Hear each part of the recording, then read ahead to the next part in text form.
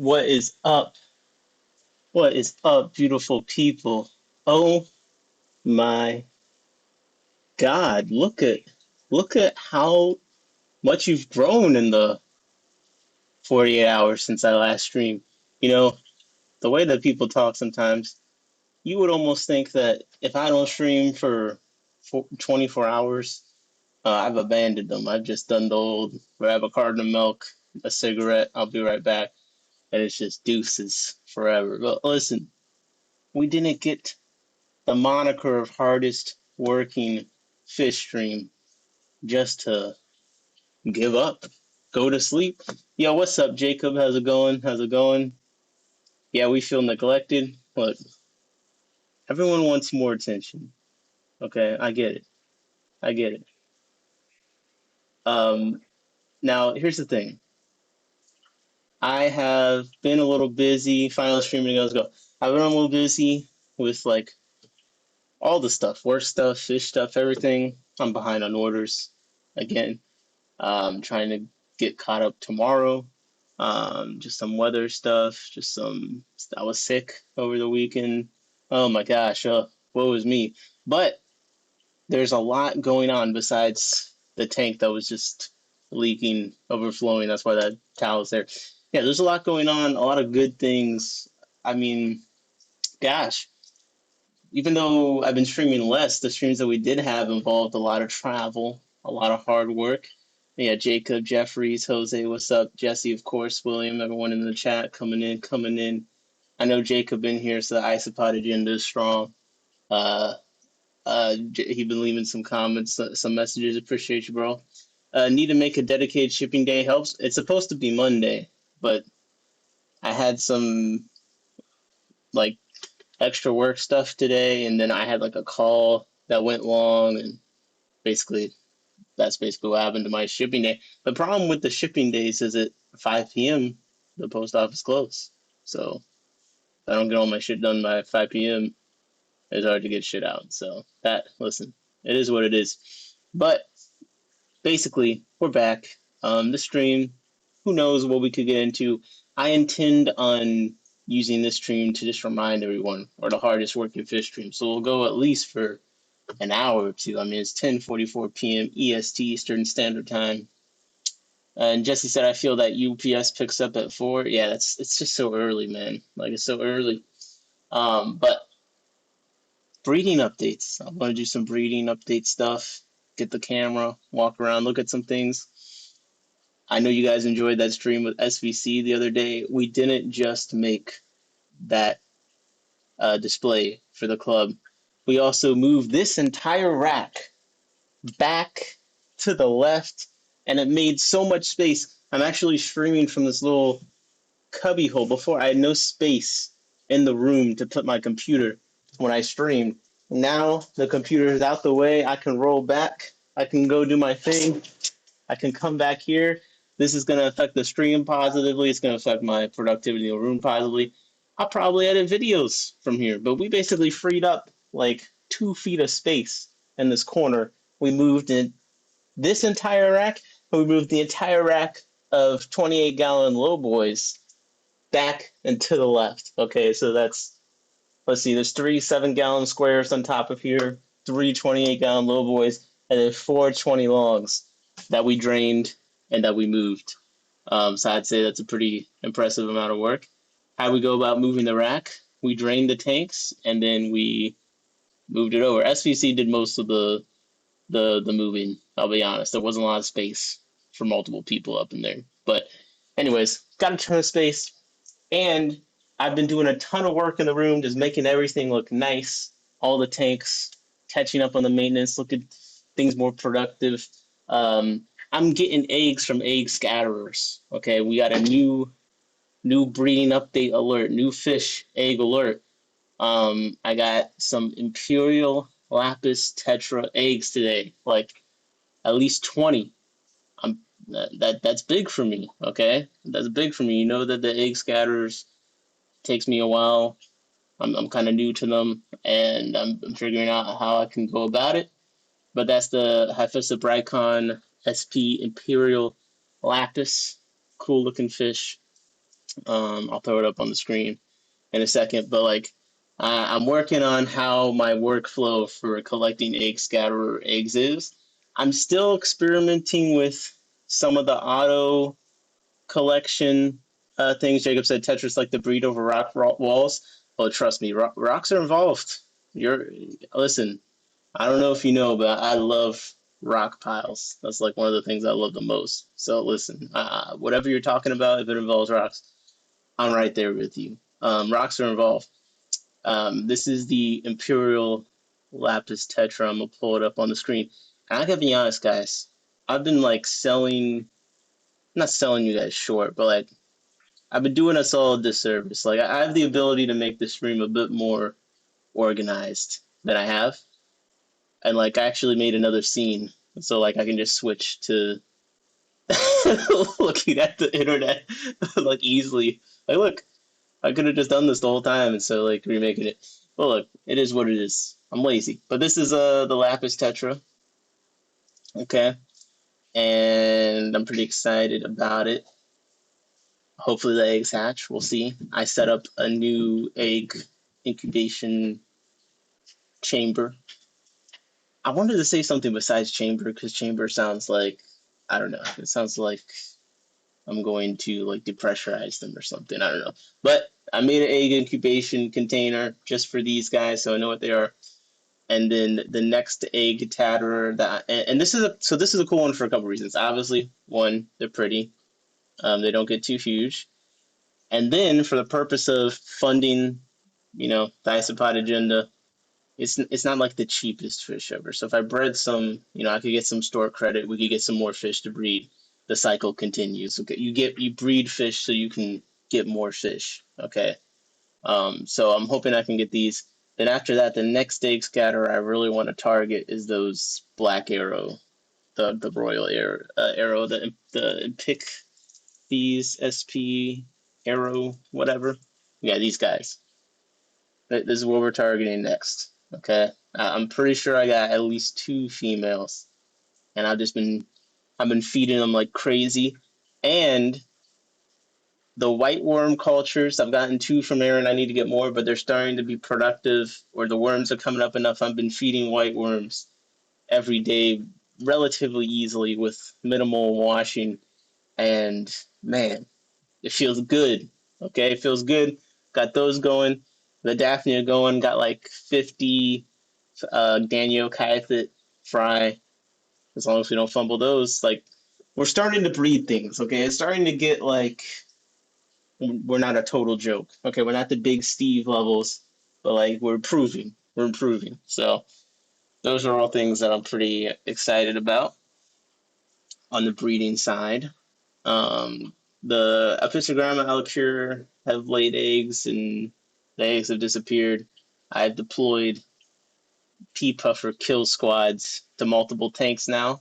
After all my testing, manual removal and stuff, that all works, but throwing my pea puffer death squads into a tank, I've got some pea puffers I've had for like a year, almost 2 years, some of them, and I I'm just committing to rotating them through tanks, and they just slaughter everything. Okay, just slaughter them. So they seem to enjoy it, and they're getting pretty fat. So next time I have an empty tank, we need to do the pea puffers. We need to breed the pea puffers because I need redemption on that. Because I got the fry, and then I got the pea puffer fry eaten. So look, that's kind of the things on my mind on that front. In the fish world, I guess the big thing going on right now is this live aquaria situation. Like, I'm sure everyone here, I haven't been streaming, so I'm sure the struggle for content, right? So you've watched all the videos about how live aquaria went out of business, and they're just gonna let all their fish die or something allegedly. Yeah, I wish I could say I was shocked, but yeah, sounds about right. I never ordered from live aquaria. I haven't been in the hobby that long, so I'm not too familiar with them, but racking up a debt of almost 8 million? That's pretty crazy. William said, wait, the baby peas were eaten? Yeah, there was a killifish baby in there that I did not know was in there. And that killifish baby did some work on the baby pea puffers, so I'm gonna have to try that one again. But I don't think they're gonna be too hard. I think it's just gonna be raising the babies. But the good thing is, I have all the live foods I could ever possibly want or need to raise a baby pea puffer. So that should be fine. It's just making the space, really. If you Keeping Fish Simple has a great video on breeding pea puffers. I mean, it really isn't too crazy. Pea puffers. Yeah, yeah. Today, I'll put this link in the chat if you guys are interested in breeding pea puffers. I feel like this is a pretty good video. What's up, Fishy Jersey? How's it going? No, Cheryl, I haven't bred the peas. I've gotten pea puffer fry, but I did not raise them to adulthood, so it doesn't really count for much. Um, no, doesn't really count for much. But that being said, I think we should take a look at a few things around the fish room. Again, big moves recently. What's up, Ross lurking? Mind the TV, Ross? Come on. On the big screen, let's go. Ross watches YouTube FishTube videos on his TV. He's one of the greats. All right, so look at this. Woo! Different angles. Now, my ability to read the chat is going to be limited as I'm walking away from the computer here and there. But we're just going to do some like reconnaissance. I'm going to go talk about something. Now, the great thing I like about the streaming spot is I'm like in the tanks, you know? I'm like right up by this thing. So I kind of have a great view of all this goddamn Sagittaria. Okay, I have a great view of that. I have a group of 2 males and 44 females and a planted 40 breeder, fingers across. That sounds good to me. Mine were in a 10-gallon. I took the adults out, and then the baby peas showed up. On my right here, I have some black Neocaridina. Of course, isopods are in here. There's a lot of some of these isopods will be being shipped tomorrow. And then here's a group of Procatopus I have that are growing steadily. You can actually see them now. That's pretty good progress. This is becoming my favorite rack here because it's got some of the most exciting things going on, and also it's the easiest place for me to sit. It's the easiest place for me to sit and just watch. Nick, you see the prawns I posted? You posted some prawns.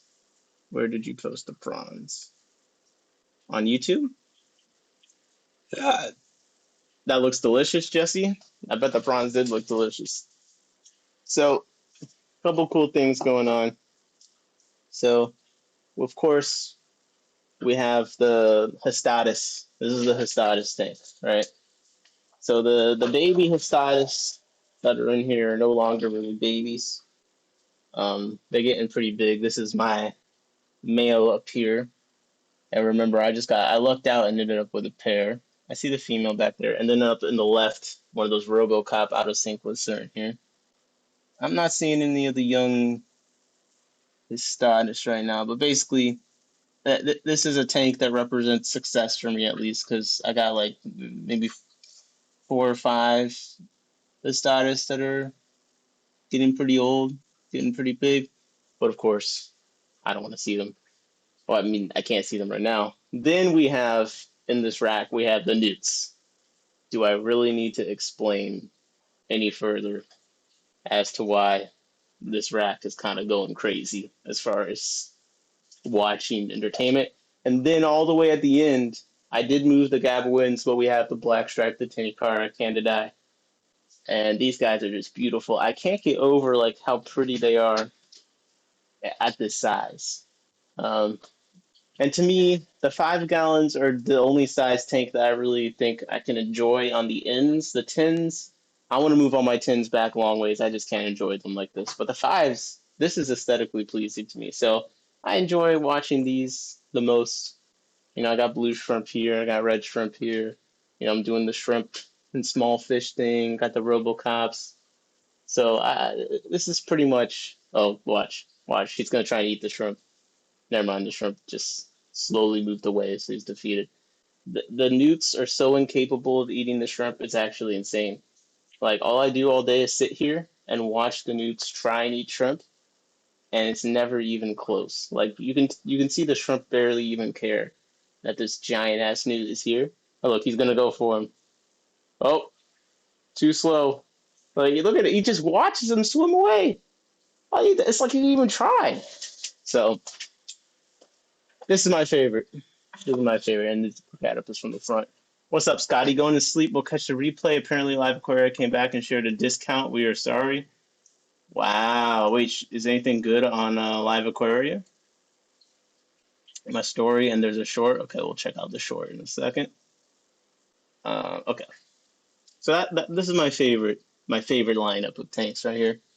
Then the stir-fry cories have been going nuts. You can see the remnants of their eggs here.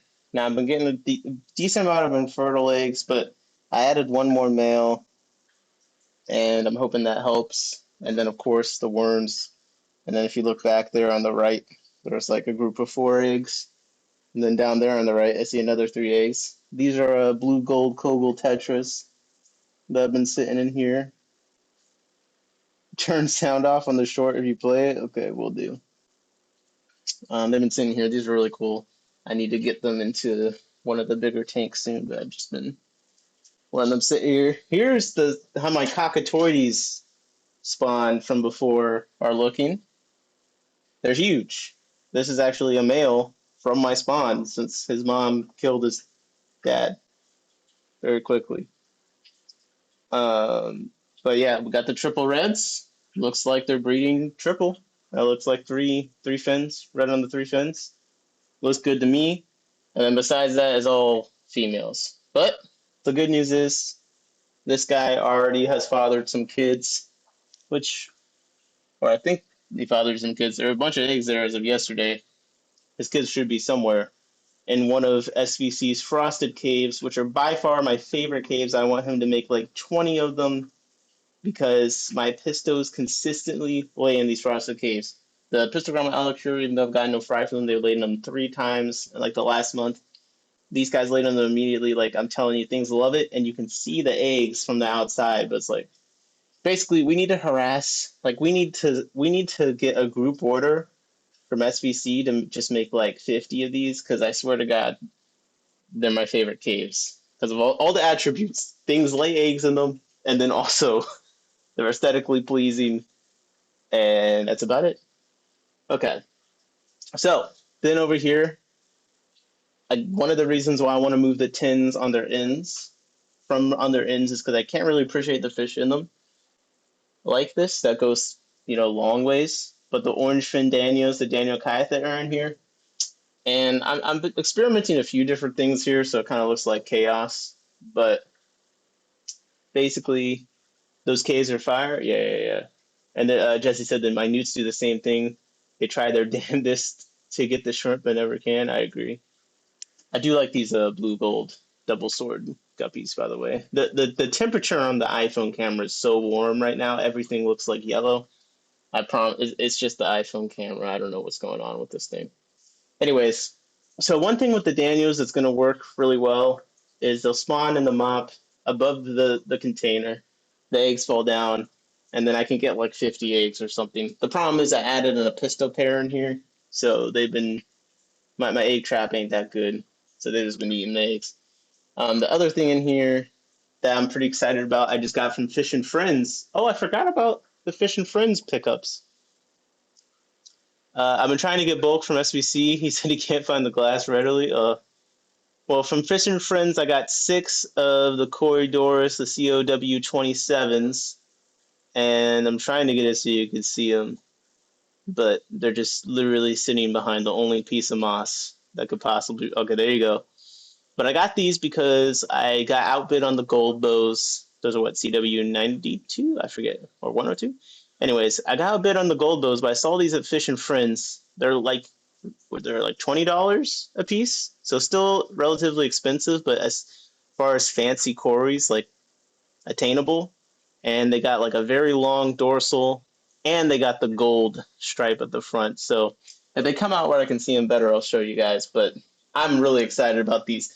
Only bad thing, I might have one male because one of them has like a noticeably longer dorsal, but like I've been looking for a quarry that's like something I like, but also different enough where if I breed it long term, it can kind of be like, hey, I got these quarries long term in case they disappear off the list for a while.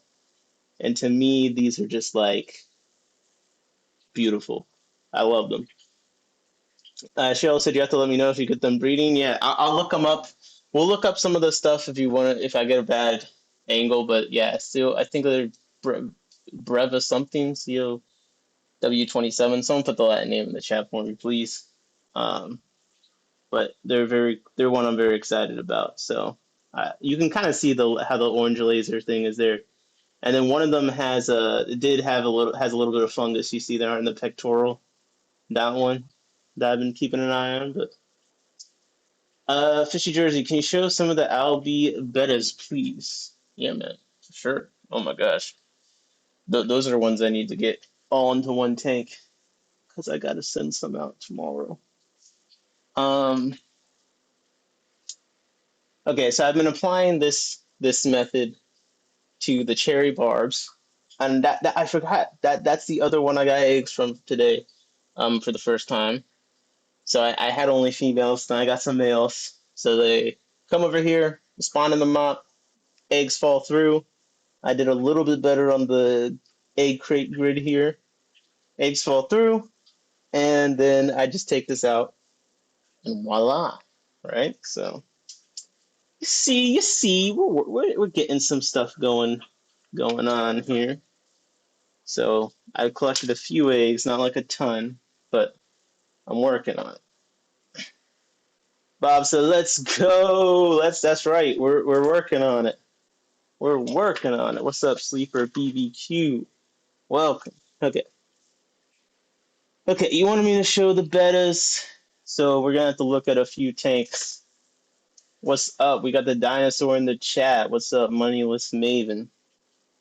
So this is one of my beta Albumarginata tanks. I can't wait till my newest cores arrive on Wednesday. What cores you getting? What's up, George? RB3, how's it going? How's it going? Okay, so this is one of my beta Albumarginata tanks. And these are my F1s, although might be some F2s popping up. And I dropped in white worms earlier, and you can see this guy down here has the fattest stomach. Okay, and that looks like it is a young male. Now, here's the thing that I need to do, right? So I got two people that ordered them. One guy ordered a pair for me, and the male actually arrived not in good condition. So I got to send him a replacement male. Luckily, the female's all right. So tomorrow, I'm going to catch a pair, then I got to catch a male, then I got to pack them, super tight, et cetera, et cetera. It's not very cold, so I'm not too worried about the temperature. It's more just, okay, let me just make sure, what, I didn't drop it on the floor? I don't really know. I don't really know what happened. But, with shipping stuff, things happen sometimes. But the thing with the album Archinata, right, is you're going to hear you're going to read a lot that the males can starve to death because they're mouth brooders, right? So the males constantly holding eggs can't eat very well. So a lot of times people want like two males to one female. So what I need to do also for my own breeding purposes, but for me, I have enough tanks. I just put my breeding male in a tank where there's no females, and that solves the problem. But for instance, one guy ordering from me, he's just got kind of one tank he's focusing on. So you can't really just put the male in a different tank, right?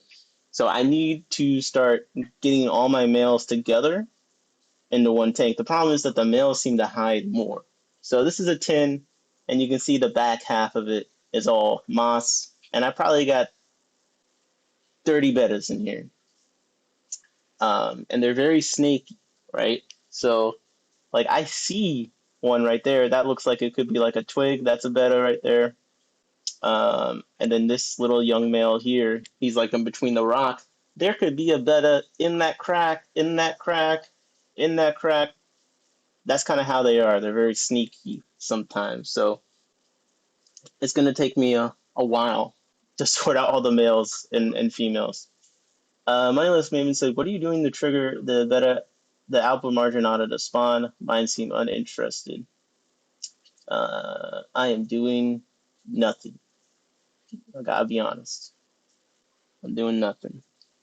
I think I'm up to 6 spawns of them. I can't say that I've done much special.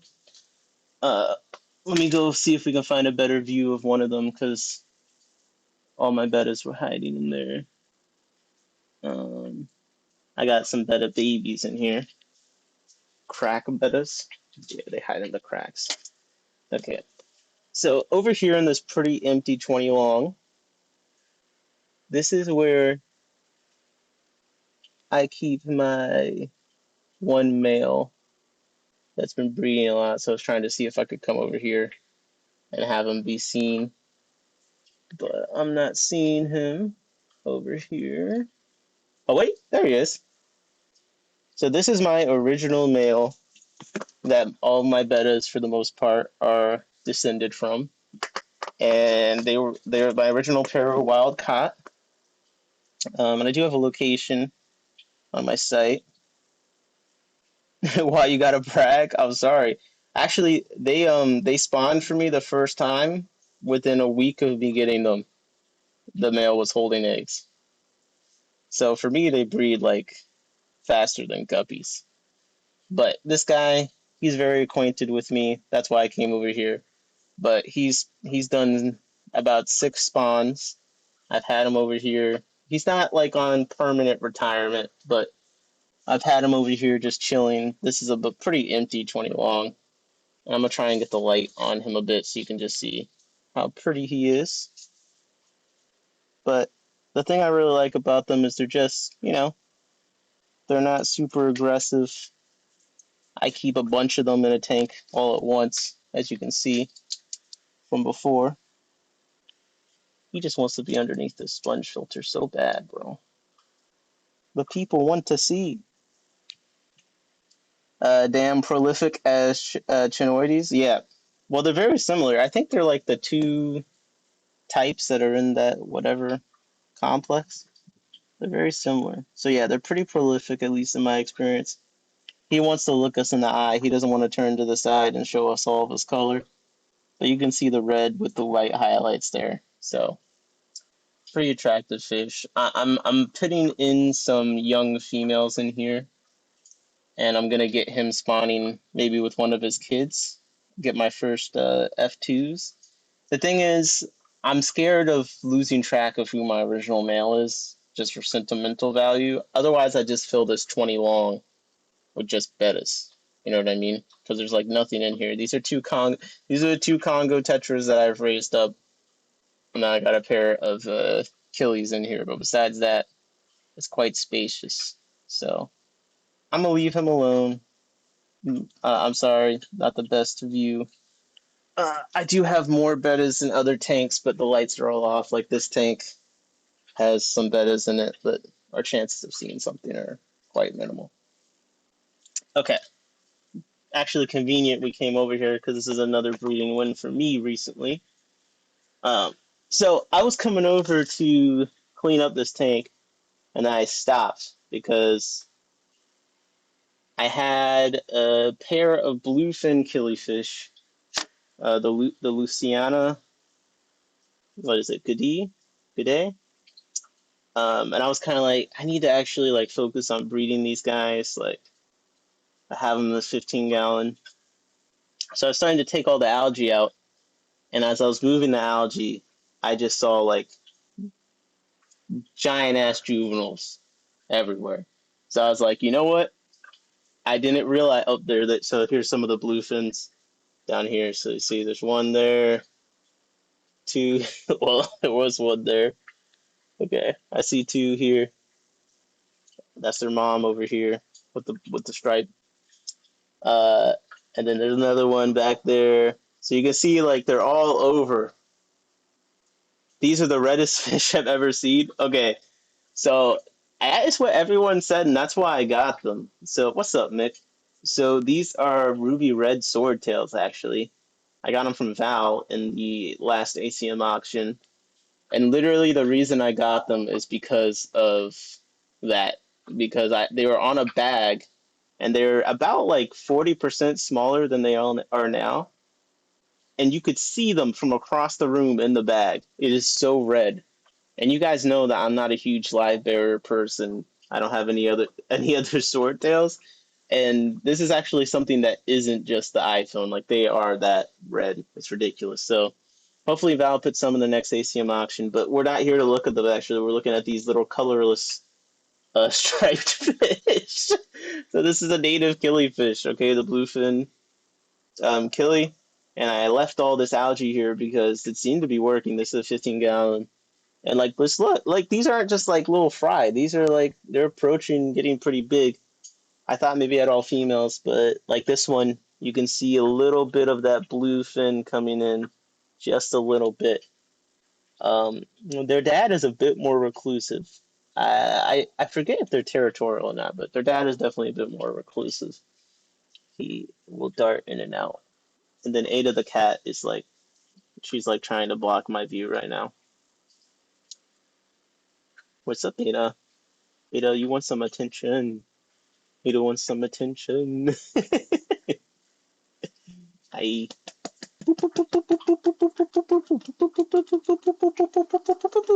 She wants the pets. She wants the pets.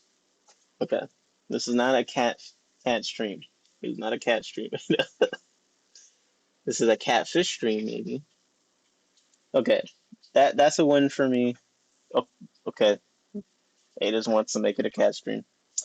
Okay, what else? What else? Did that satisfy you, person who wanted to see the betas? I'll try and get another view, but hopefully that, I know that was like some Bigfoot type footage going on here. Okay. This experiment has been going well. I don't really feel like talking about it, I'll be honest. But this experiment has been going well. I'm about to end this experiment, but it's been a good experiment. It's been going well. I'm slowly moving to these square Swiss tropical filters. They're the best sponge filter on the fucking planet. It's not even close. One of my problem 28-gallon low boys, they have a jet lifter type thing, like a flow kit, but like it's not shit and doesn't clog. I don't have it on this one, but I have it on the other one. And the guy, he'll like cut it perfectly to the height of whatever gallon. Anyways, the point is, you get way more sponge than the circular ones, and they fit in the corners better. I'm using them for the Brachytopus tank with this level of porosity for a specific reason, and we'll see if that works out. Other than that, the Super Reds, prolific as ever. Looks like some hatched out recently. There's a bunch of red tiny fish everywhere. And then the hill streams have been going crazy. There's a bunch of tiny little hill streams all over the place. So if you're going to the next swap I'm going at or whatever, let me know. I got the hill streams and the Super Reds on deck. I'm going to have to breed back. I think I have all male longfin Super Reds, unfortunately. So I think if in order to get a high percentage of longfin fry, I think I have to breed them back, right? That's how it is. Uh, Thank you, Putus. I wasn't on live chat.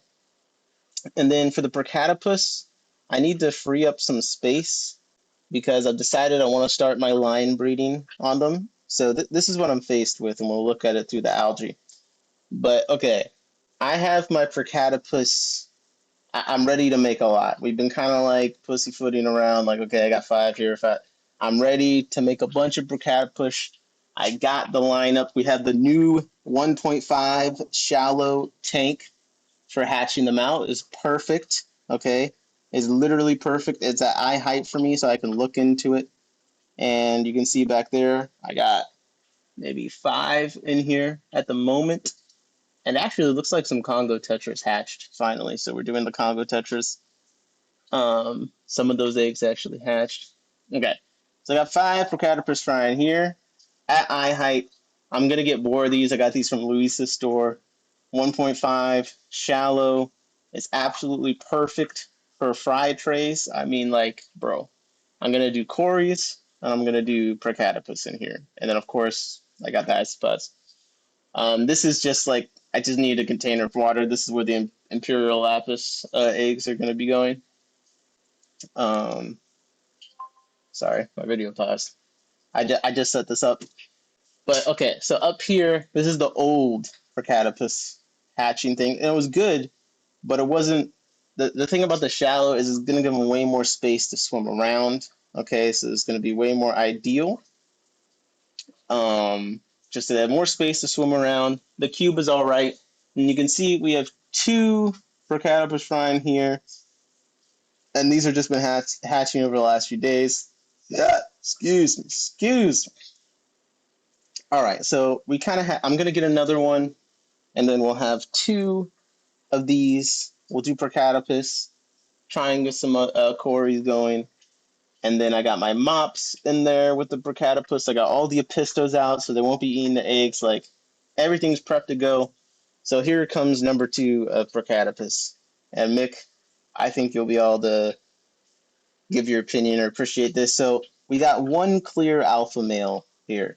Okay, this guy is the biggest and arguably the prettiest in some ways. Now, I think I want to start line breeding them, and this is what I'm thinking I'm going to look for. So I'm going to split this guy or leave him here and have him do his thing. And the thing he's got that's unique is he's got that strong orange laser on the top. Okay, he's got the orange laser. He's a little chunky. He's got some great color. I mean, I don't need to tell you guys, he's a beautiful fish. My phone's like freaking out. I don't know why. So I'm going to make this quick because it's just being super choppy. But this other guy in here, he arguably is prettier in some ways. Okay. He's got a different kind of luminescent blue sheen to him that you can even see through this choppiness. And he's got longer fins. Okay. So I think I'm going to split them off, and I'm gonna let this guy have a line. This guy with the longer fins and the blue sheen. And I'm gonna let this guy with the orange laser and a bit bigger body shape, a little bit wider body. Their body shapes are a little bit different too. I'm gonna split them and see what happens. All right. So I don't know what is my phone just started like flipping out. So we'll take a break from that. Hey. My floor is a mess because I just spilled water. Okay. So that's just a few little updates there. Let me see what Jesse sent me. He sent something for us to look at, some prawns. We'll take a look at those. But I'm sorry if that was a lot. But that was just like just trying to catch up. Okay. And then we got freshwater river prawns. Oh, these guys are scary looking. Don't people farm those for food? Those look like eating size for sure. For sure. Putu said, "Welcome to the world of intensive line breeding." Who said intensive? I said I'm gonna split them. I just have got a cold billion of them, and the Procatopus line breeding. That's gonna be a journey. But I do love that fish. So, but these prawns are terrifying. Not gonna lie. Okay, let's see what's up with this Live Aquaria website real quick. Are they selling stuff, and is there anything any good? Because did they do more like saltwater? I don't even know. What did he? Man, look at these Google, look at the Google reviews. I wonder if they just bombed them. Let's see.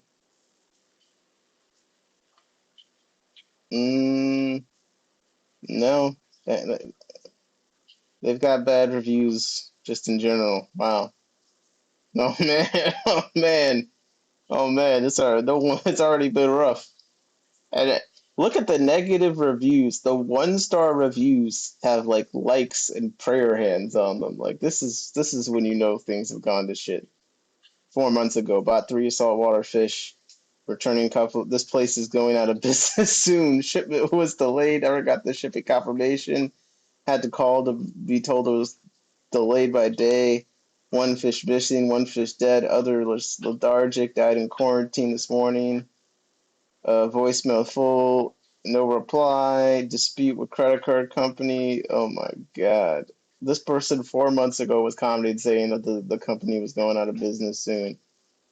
Yeah, 2 months ago, dead phone number. Oh man. Oh man. Okay. This is a long time coming. Okay, we're back. Thank you for your patience. Enjoy 20. Bro, we just saw that you're $8 million in debt. I don't want 20% off. I want free shipping and 50% off. Code we're sorry. Man, just let the fish die. Just let the fish die, man. They're gonna send you like if they've already abandoned the fish and they're sending these like 20% off fish that they already condemned to death, like we're supposed to believe that the fish are gonna arrive alive. What if you order from them now at the point where they're going out of business and they ship you fish, they all show up dead? Are you getting a refund? Like this just seems like a lose-lose in general. Some of the Procatipus species I've seen are looking similar. One is even named Similis. That's the one I have, Procatipus similis. A lot of them do look pretty similar, honestly. The Yabasi yellow or red or whatever, the Yabasi ones, they seem to have kind of different color in the finnage and longer extensions. But in general, like all the Procatipus are pretty good looking. The code we're sorry with the SRRY is just, but yeah, I just feel like like it sounds terrible just saying let the fish die, but like, bro, I just want to know who's responsible for shipping because now it just seems like, you know what, great. People are willing to buy our fish that we were about to abandon for death. We'll just ship them all fish. They're still going to pay us. Okay, we'll make some money for $8 million in bet. And then if they show up dead or whatever, good luck to them with their credit card company. Like, I just feel like this is like a lose situation. Like, why would you order fish from a company that's about to go out of business and already has been sending dead fish to people? What's up, Johnny? How's it going? Johnny Tropical Fish Co. Oh my goodness, we got the Tropical Fish Co. Johnny account. Let's go. Yeah, I don't know. And like, why are these fish on sale? Like, am I gonna buy the on sale fish from the dead company that has a 20% code called "We're sorry"? I want to trust Dead Aquaria, Bob said. Yeah, I'm not really seeing. Okay, popular value packs, freshwater. Okay, yeah, $20. I'm not ordering anything over $2 from this. What, like, can you imagine getting a $300 order in this company right now? You'd have to be insane. Now, if someone gave me $300 right now and was like, okay, make an order from the site, let's see what happens. Like, okay, I get it, entertainment value, like, let's go. But, bro, they got Magnificus in here. Captive bred clown killies. Man, someone bred these. Someone bred these just to send them to the death chamber. Gardener eye pan checks. Captive bred. Jesus. Okay. Freshwater fish for beginners. In stock. There's a lot of stuff. I'm seeing a lot of stuff in stock, man. And not enough on sale. It's all glowfish. Looks like they're just trying to liquidate everything. 3 Epistos for $34. Yeah, I mean, are the prices already bro? German Blue Ram group expert only on sale. Okay, how big of a group? How big of a group is this? Group of 3. A group of 3 German Ram. Oh, that's out of stock. Never mind. 3 German Rams for $53. Not from Life Aquarium. Okay. I'm just trying to figure out. I'm trying to get a feel for like how much they actually have around. You know what I mean? And like, yeah, they're trying to liquidate stock now, but before they were saying they're just gonna let all the fish die. So that's another reason why I'm like, I'd be scared to order because as of like yesterday, their plan was just to let all these fish die in the tanks, and they already had like kind of abandoned them low key, and they've been getting hearted up 1-star reviews for the last 4 months. So like, uh, it just I don't know, man. I can't imagine the customer service has improved. Like, I can't imagine things are gonna be in better condition. You know, Sedontis, okay, striped Raphael, Sedontis eruptus. Okay, what plecos we got? Snowball plecos, bushy nose, red lizard whiptail. I'll be honest, their prices already are not like the best on some of these things anyway. Man. Well, good luck to them. Good luck to them. Because we didn't do the new fish Friday, I will highlight a few fish. So we're sorry. If we're really sorry, it would be 50% off. That's what I'm saying, man. They're not that sorry. They're not that. We just were told that you thought these fish, it would be better to let them die than to sell them. Now you want to give us only 20%, bro? Just let us pay shipping. You're gonna send us dead fish anyway. You know? What's the point? But I'll be honest. The people over there at Cichlid Exchange, wet spot tropical fish, they did good. They did good this last week. They brought in some cool stuff. And by what's the word? By them bringing in cool stuff, that means all our LFSs and stuff that order from Cichlid Exchange are getting in some pretty cool stuff too. So first of all, we already roasted. Did we do this on stream? I don't even remember what I did. Because we roasted the one picture. But I will say, just to reiterate, since I kind of did this, but I've been lusting after some of these fish since the stream. So I guess I may as well just remind myself how much I want them.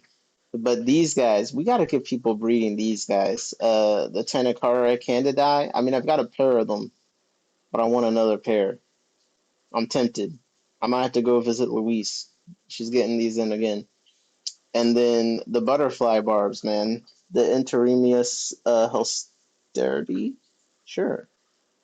These guys, they've been tempting me. I'm not gonna lie. I'm not gonna lie. What's up, Jorge? How's it going? Who's feeling your wrath tonight? No one's feeling my wrath, man. No one's feeling my wrath. I won't be baited into any wrathing. It's no drama November, guys. No drama November. Let's go. Let's go. We're just gonna be behaving ourselves. Johnny said butterfly barbs are cool. Yeah. So I want to see these guys in person. This is a fish I'm pretty excited about.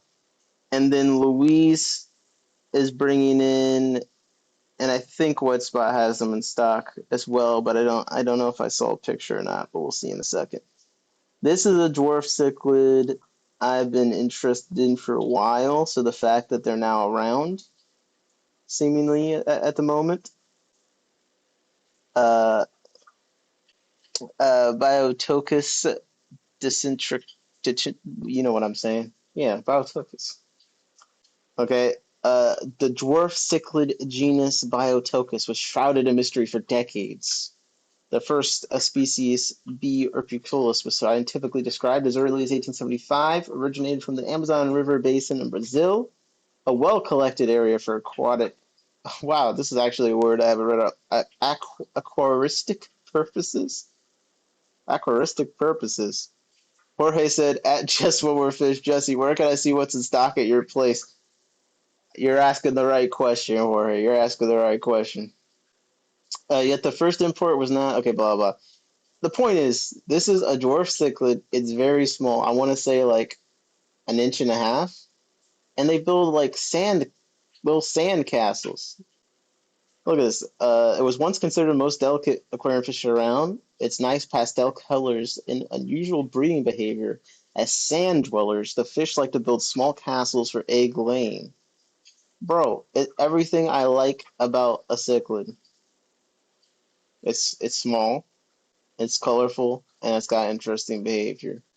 So, and I don't think they're supposed to be super murderous. This is definitely one that I'm looking at very inquisitively. Okay, so that's just like a short aside. All right, just a short aside there. There is a new Procatopus though that is available around right now. Procatopus motorman, terrible name, but Procatopus motorman. I don't know if this is a real species. I'll be honest. I think people are just naming the Procatopus like random shit. It's Procatopus motorman Badoo slash Krabi, bro. Like I said, people are just saying anything. We can see a Facebook video of them. Those do look like some really nice fins. With that, like, look at that. That's really nice. That kind of looks like the Abasa kind of, but I don't know if that's actually the right one. Because I'm seeing Procatopus nototania showing up a lot when you Google that location. So, again, hard to tell. A lot of them look the same. A lot of Procatopus look very similar. Like, if you look at images, I mean, this is a crazy fin. So, yeah, the nototania, the longer fins, I think, are the biggest difference. This one seems to have a huge anal fin. Like, that's pretty distinct. But then you got the patterning and stuff too, which is probably location. But the point is, very pretty fish. I would pull the trigger on it if I was looking to get into a Procatopus. They only come around every now and then. This seems to be one that is coming in. Let's see, what are they? Yeah, they got them on wet spots for 20 each.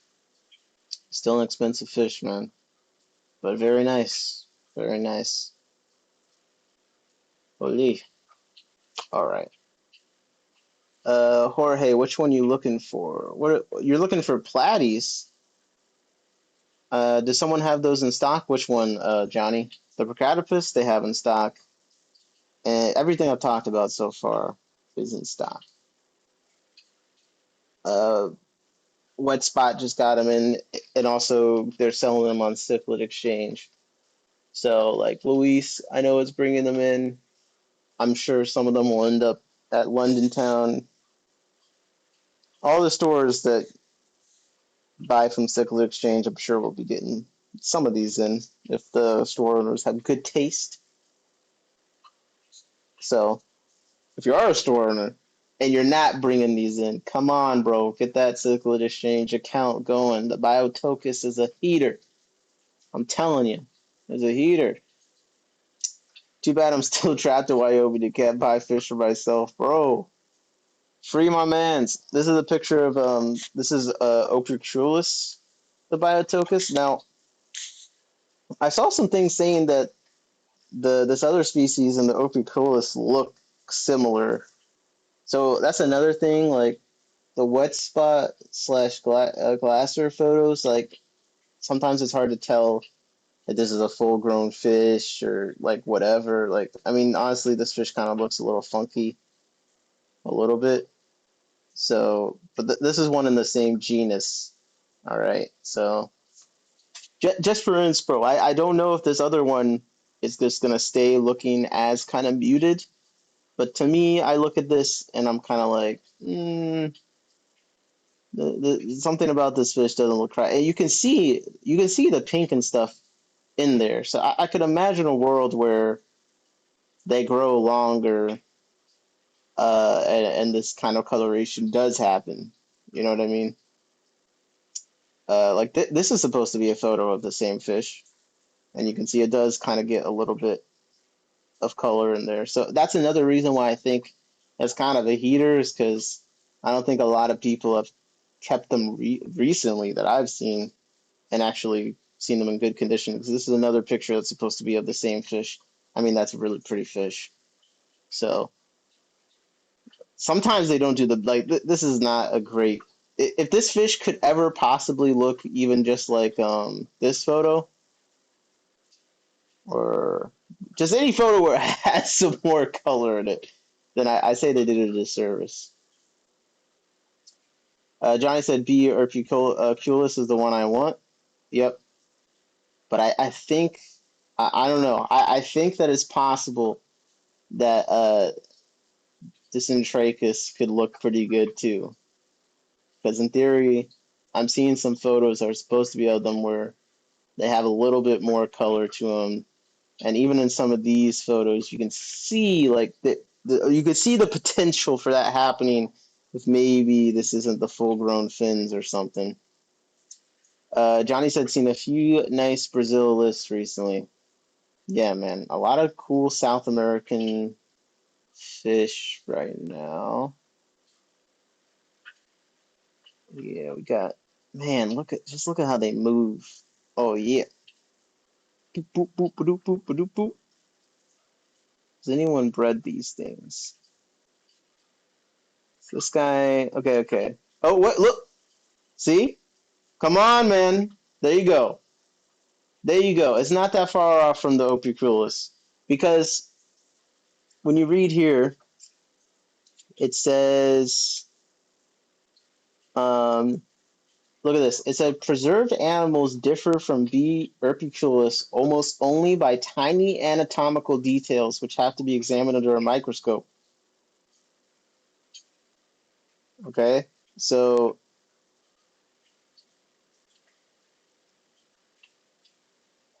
okay, the distinction. Okay, B. dicentrachus has a free extended raise in the front part of the dorsal fin, so that a cockatoo shape of the dorsal fin is formed, and B. erpiculus all rays are approximately the same way.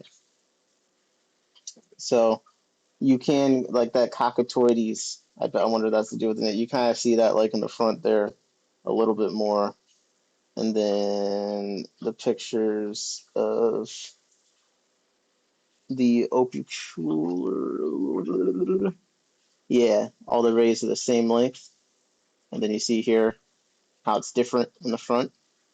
But besides that, they're supposedly look kind of similar. Now, this is like the most optimistic photo ever. But even from this kind of not best case scenario video, I see the potential for them to look approaching that good. I mean, honestly, these might actually be this label to just be overkillers. Who knows? Actually, the caudal fin does look different. But anyways, point being, I think they're very pretty fish. This is one I want to get my hands on. Johnny said might have 12 boxes coming from Brazil. Oops. Oh, that sounds exciting. JP Jeffries says, do blue coral, some guessing platies, have the Mickey Mouse ears? Interesting. Yeah, Brazil is a great place for boxes to be coming from, for sure. Uh, Another, I think this, oh, some of the carry tetras, the different carry tetras that have been coming in, a lot of Brazil stuff. The scratch tetras are cool. I think we pulled those up before. I saw, I don't know if it was this one. It was like a red zigzag. I don't know. It looks very similar to this, but it was like super red. I think it was a I want to say it was a zigzag, or I don't know. It was another thing like this. And I know it was from Brazil. So I don't know if it was a Bricon or an Impicthes. Let me see. Let me do some quick Googling real quick. Yeah, I think it was the zigzag. And it kind of looks like that, but it was super red. I mean, this photo, I guess, is pretty close. God, their faces are so hideous. I'm not a big, I'm not a big fan of the body shape of some of these. I don't like I don't like the pug like face going on here. But in person, the color did look pretty cool. Johnny said, "I'm pretty sure they look nice in person, similar to defilamentosis. Hard to capture color on the camera." Yeah, and it doesn't look like enough people have done a bunch with them. Bro, what is this? Yo, I thought I was watching like a camera tech review video for the way that this lighting is. They just, they're like key light. That's cool though. This is 2 years ago. Carolina Aquatics. Okay. Carolina has a YouTube? I guess at some point they tried. They lost the key light at some point. Where's this guy's light? Okay. Well, if you're not familiar with Carolina Aquatics, they're a wholesaler. We actually, one of the things we read recently, they were interviewing the guy from Carolina, but it would make sense that they would have this. Most experts won't know this one. Man, this is a cool little 1 inch, tiny little, and especially if you're like building a tank around, like, okay, I got my thing on the bottom, I got my thing here. You just like have a bunch of these little guys on the ground. Like, come on. Johnny and the Amazon are like this, Bob says. Yeah. I'm trying to see if Carolina has videos of anything else. Nope, they haven't really posted anything in years. First successful shipment of fish from Guyana in at least a decade. Yo, where have you been, man? It's been years since you guys have posted regularly. But that's interesting seeing this because isn't this the one that people I've seen people posting recently? Blood parrots, Congo shipment. Look at they were really trying with the man. Why do these videos do so poorly? I mean, it's not like the worst thumbnails I've ever seen. 2 years ago, like these are terrible views. 100 views in 2 years. Like even just this video of the fish we're just looking at, like I feel like is worth more than 200 views. Yeah, this doesn't crack 300. This is like a good look at this fish. There's like not a lot on this, not a lot of video footage of this fish. No wonder they stopped posting. I would have got, I would have gotten, I would have gotten the pretty, what's the word? Not disgruntled, discouraged. I would have gotten pretty discouraged too. There's only like one video of this fish in the last 3 years, and they're one of them. How does it only have? Well, that's why I'm telling you guys. This is a sleeper. I don't think a lot of people have looked at this fish recently. So that's that. This would be a cool one. It's on my list of breeding projects. Johnny said better thumbnails than most of the fish too. Great footage. That's what I'm saying. Is a lack of personality and charisma. I mean, I'm not gonna listen to the video itself, but I just think that, and this is kind of how I look at it, even though I've only finished like 2 videos. But like, I think one of the big parts of a fish video is providing good footage of the fish, so that even if no one cares about what you're saying, it's like it's still helpful because okay, I want to see the footage of what a male and what a female looks like. I want to see a footage of what it looks like when it's on eggs. Like I'm not playing, I'm not listening to them. It's only a minute long, but like we've skipped through it a few times because it's good footage of the fish. Especially like 2 years ago, like I would say this is like they actually got a light on him. I mean, it's a little bit washed out, but yeah. Yo, Carolina Aquatics, start making videos again. We want it. It's worth it. I don't know why you guys didn't get any views when you were posting them. This is like good footage of fish as they come in. I feel like it's good for your business. We get to see the fish, the wholesaler, the quality you're working with. Maybe some stores can be like, oh, I want to order this fish from them. They actually look great, you know? Johnny said definitely well produced content. Yeah. I'm trying to get better pictures, keep running out of storage for my phone. I feel that. And thank you, BBQ, with the discouraged word. But yeah, yo, Carolina Aquatics, do this again. I would love to see it. Also, some of the fish actually do look like they came in pretty decently. So, hey, is this the butterfly barbs we're just talking about? Or that's what they look like. Do you think it's possible that fish like could ever come into the wholesaler better than they eventually arrive at the store? Because in some of these videos, the fish like some of them look better than I expected, just based on how I've seen some of them show up places. Like all these puffers look great. You know what I mean? Johnny said yes. Okay, because like it's just kind of crazy. Like all the fish in the these videos look pretty good compared to when they get to the store. It's kind of crazy. Look at this, bro. 2 years ago, how to care for vampire crabs. This one did well. This one's okay. I was gonna say if this one does poorly, I don't know anything about the internet. Like the timing's good, the video quality is good. Yeah, this got 15K. So they did do something. 15,000, 2 years. That's good.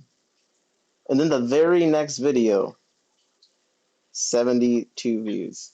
Jesus Christ, they didn't break 1K again until this driftwood video. It just got one. Yeah, I don't know. Carolina, try it again. High quality content. The fish tube content quality bar has not raised much in 2 years. So I think if you came back with this stuff, you'd be welcomed. Get some intern, cut it up into, shorts, verticalize it. Maybe they're posting shorts, actually. Let's see. Maybe not. All right. Well, we tried. Nick, any experience with USBs for extra phone storage? I mean, how much storage does your phone have? Johnny said, I've seen a lot of fish come in great and crash within 2 weeks. Damn. Uh, yeah, I haven't used USB for extra phone storage. Like, I would just get, I would get a phone with like a terabyte. Get a phone with like a terabyte, or get a phone that does cloud storage. Um, yeah, I don't want to say buy an iPhone, but it really is it's the easiest. Jai said I'm off to bed. Okay, thanks for stopping by, man. Wait, Tropical Fish Co. just popped up here. What the heck? What is this? We got Tropical Fish Co. content? Is this someone holding a fish? You have an iPhone 15? Wait, what quality? Okay, then yeah, you definitely need more than 256. But what quality are you recording in? Because if you're recording in 4K, then it's gonna fill up fast. I will say that. And recording in 4K is nice. You got an iPhone 15? Yeah, that's a great phone. You could try doing cloud storage. You could do. You could just use. I would buy if you want to just offload it onto something, then I would get a hard drive. Yeah, you could do a hard drive and just load it onto there. Don't have to buy a new phone, I guess. I guess you could get a storage device. Yeah, is this actually footage of fish from Tropical Fish Co? 4K, it looks best, bro. No one, it doesn't matter, man. It don't do 1080 for your storage. Trust me, bro. I'm out of fish money. It's not even funny. I gotta breed some fish. I can't buy any more fish. Is no fish November for me except for what beta is this? Because I clicked on it because I thought I saw better rubra. but that doesn't look quite right. That looks like a. That looks like what's the complex? I need to like understand what the beta complexes are and what that even means. But it looks like kind of like the Una Maculata type beta with the mount. But yeah, get a hard drive and stop filming in 4K. Only film in 4K if you're like making a dedicated video that's going to be horizontal. But if it's just vertical, like don't worry about it. Like the 1080 is going to be fine. It's going to be fine. What's going on in the tubs? Bro, I was not prepared for that ASMR like squishy sounds. Bro, at the beginning, it would just What's going on in the tubs? yeah. We need to start a soundboard, and this has to be at the start of the soundboard. Just a little splash. What's going on in the tubs? What is going on in the tubs? Okay, since I made what's up, Skipper's Aquarium, getting ready to head toward the airport, going to Las Vegas. So what you got going on in Las Vegas?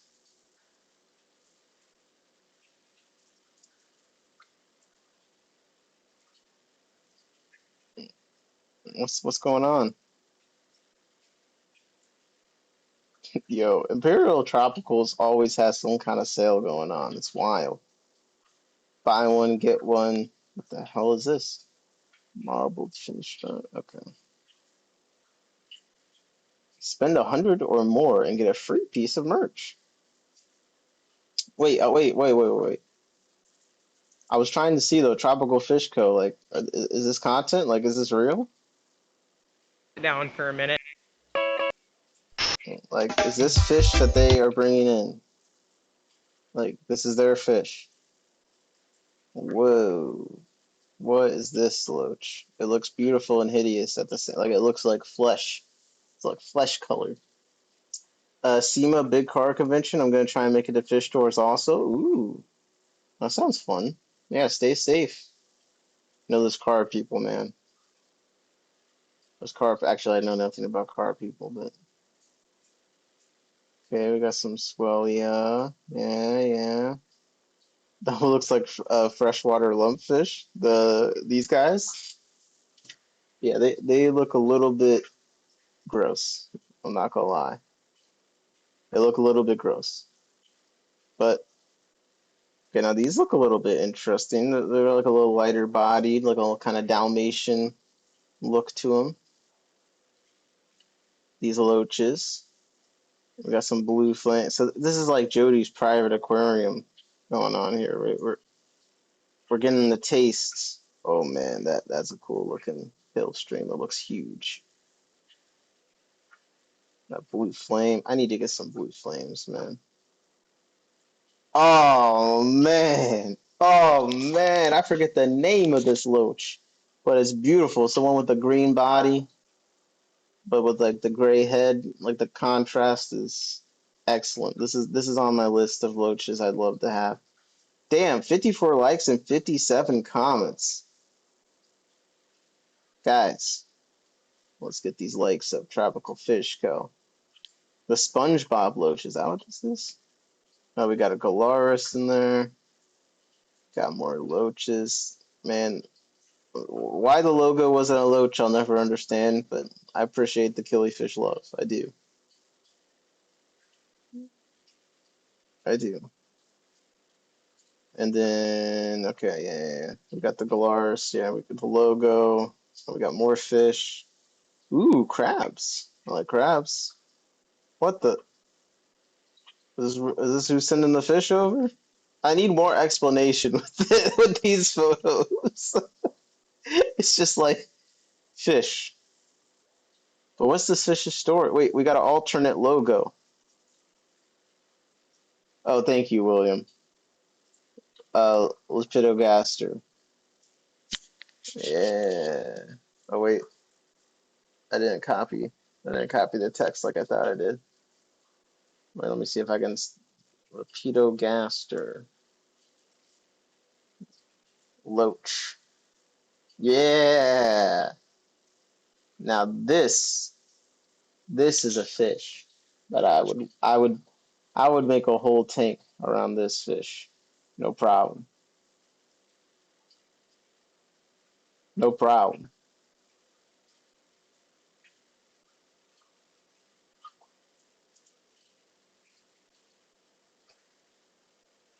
Bro, my computer is losing its mind. Did I just lose the stream? Or am I still working? Let me see. Did I just lose the stream? No, we're good. Okay. My OBS is like frozen, but the stream's still going, so I guess we're fine. Time to pass out. Good night, everyone. Good night, Empire of Dirt. Jeff Kane, thanks for stopping by. Thanks for stopping by. Okay. Time for me to hit the road. Talk to later. And Jesse said still working. Hardest working fish stream. That's right. Is the stream? No, we're good. Okay. Okay. So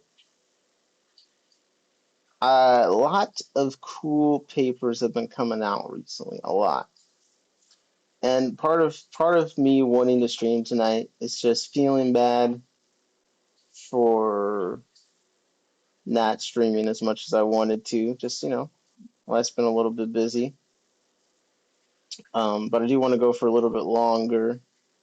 And even though I hadn't been streaming, I've still been doing the usual things I do, finding interesting things to look at, to learn, hopefully, but also to try and read on stream, go through on stream. And that's kind of where I'm headed to right now. And oh my God, I didn't realize I created an echo chamber of hell visually. That was quite terrifying. My apologies for that. Visually. Okay. For some reason, all the aquaculture stuff has been coming out. All the studies, everything. You should feel bad. Lazy? I'm not lazy. Hardest working. You guys didn't miss me that much. Okay, I'm not that entertaining. But it's something. It's background noise. It is background noise. I appreciate my rule. So I'm trying to leave at least like an hour or two for people in the morning, for anyone trying to fall asleep. I can if you're ready to go to sleep, get your pillow right now. All right. This is the time. Okay, we're coming into the landing zone, to Snoozeville, the mecca of Z's. But that being said, I have some good news.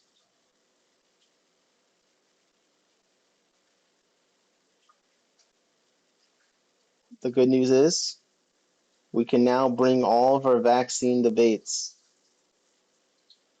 Thanksgiving's coming up. All right, Thanksgiving is coming up. Christmas is coming up. We want the hot button political discussions. Okay, we need everything that's going to start a fight. Almost nothing better these days than some good old fashioned vaccines. What vaccines, you say? I can't even get a vaccine. The government shut down. No, not for you. For your fish. Come on. Let's bring the vaccine debate to fish keeping. Okay. Because I was reading this paper that popped up the other day about oral antiviral vaccines in aquaculture.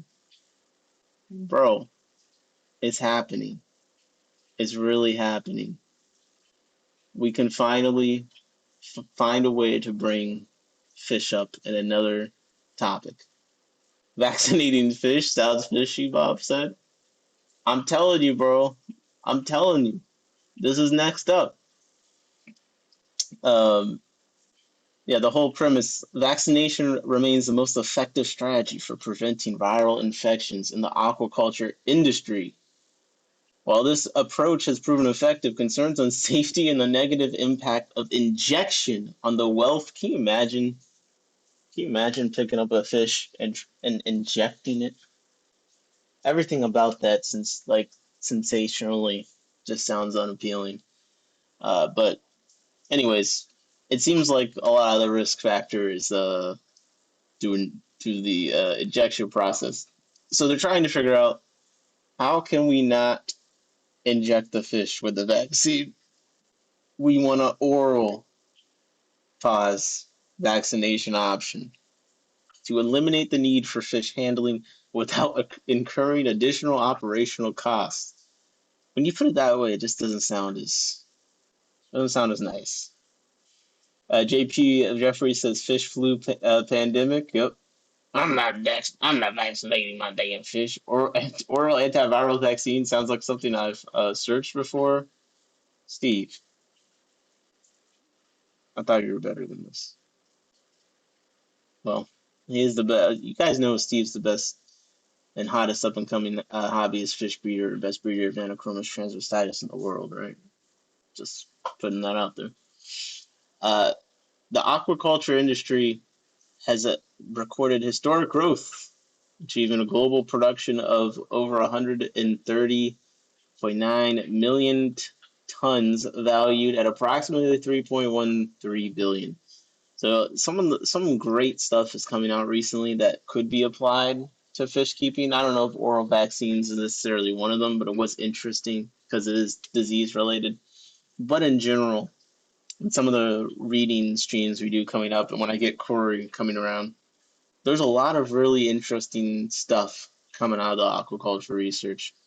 So I'll put the link to this in the chat. This is one of them. I'll go over some highlights real quick. William hasn't heard of the oral antiviral stuff before. So some things here that was interesting. It goes over the viral diseases of major impact in aquaculture. And so we get the disease, the affected host, the virus, which parts of the body it targets, and the geographic distribution, and then if there's a vaccine available for it. So it is a little bit interesting just for the purposes of, let's take a look at what are some of the diseases in here. Some of them some great names. Infectious hematopoietic necrosis, salmonid alpha virus, infectious salmon anemia. Interesting. Ooh, cardiomyopathy syndrome hitting the Atlantic salmon. Oh, infectious pancreatic necrosis that does salmonoids, including Atlantic salmon and rainbow trout. Man, these got some crazy. Red sea bream iridoviral.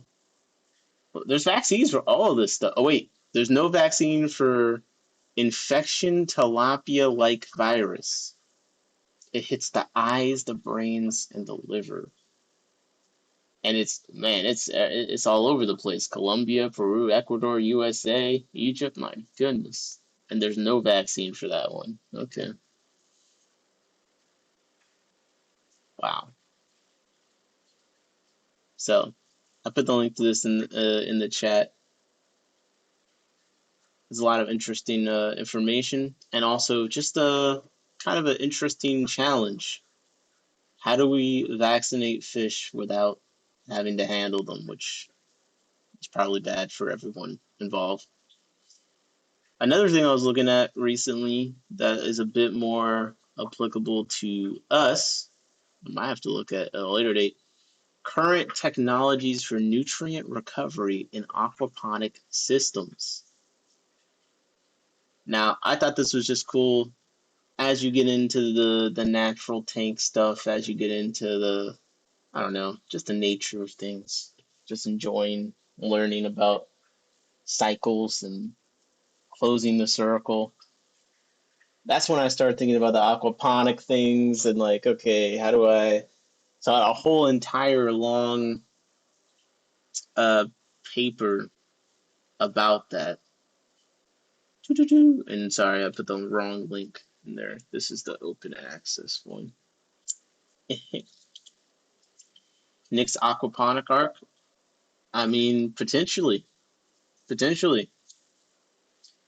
at this. The United Nations Sustainable Development Goal is to end global hunger by 2030 through sustainable aquaculture and improved nutrition. Ending global hunger by 2030. God, I hope they succeed, but am I the only one that feels like it seems like it could be a tall order? I don't know. I'm not feeling that optimistic about the world. But if they can end it by 2030, sheesh. Currently, the agriculture sector accounts for approximately 70% of global freshwater withdrawal. Okay.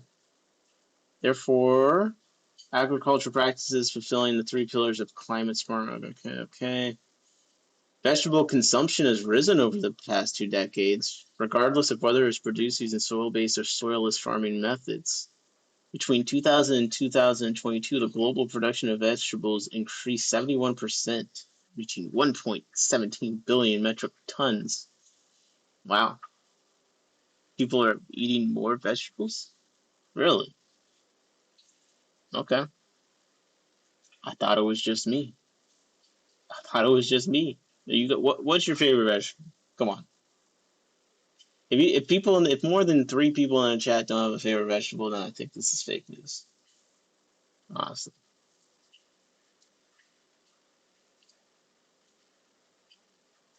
I always like with these finding what the considerations, the challenges. You know what I mean?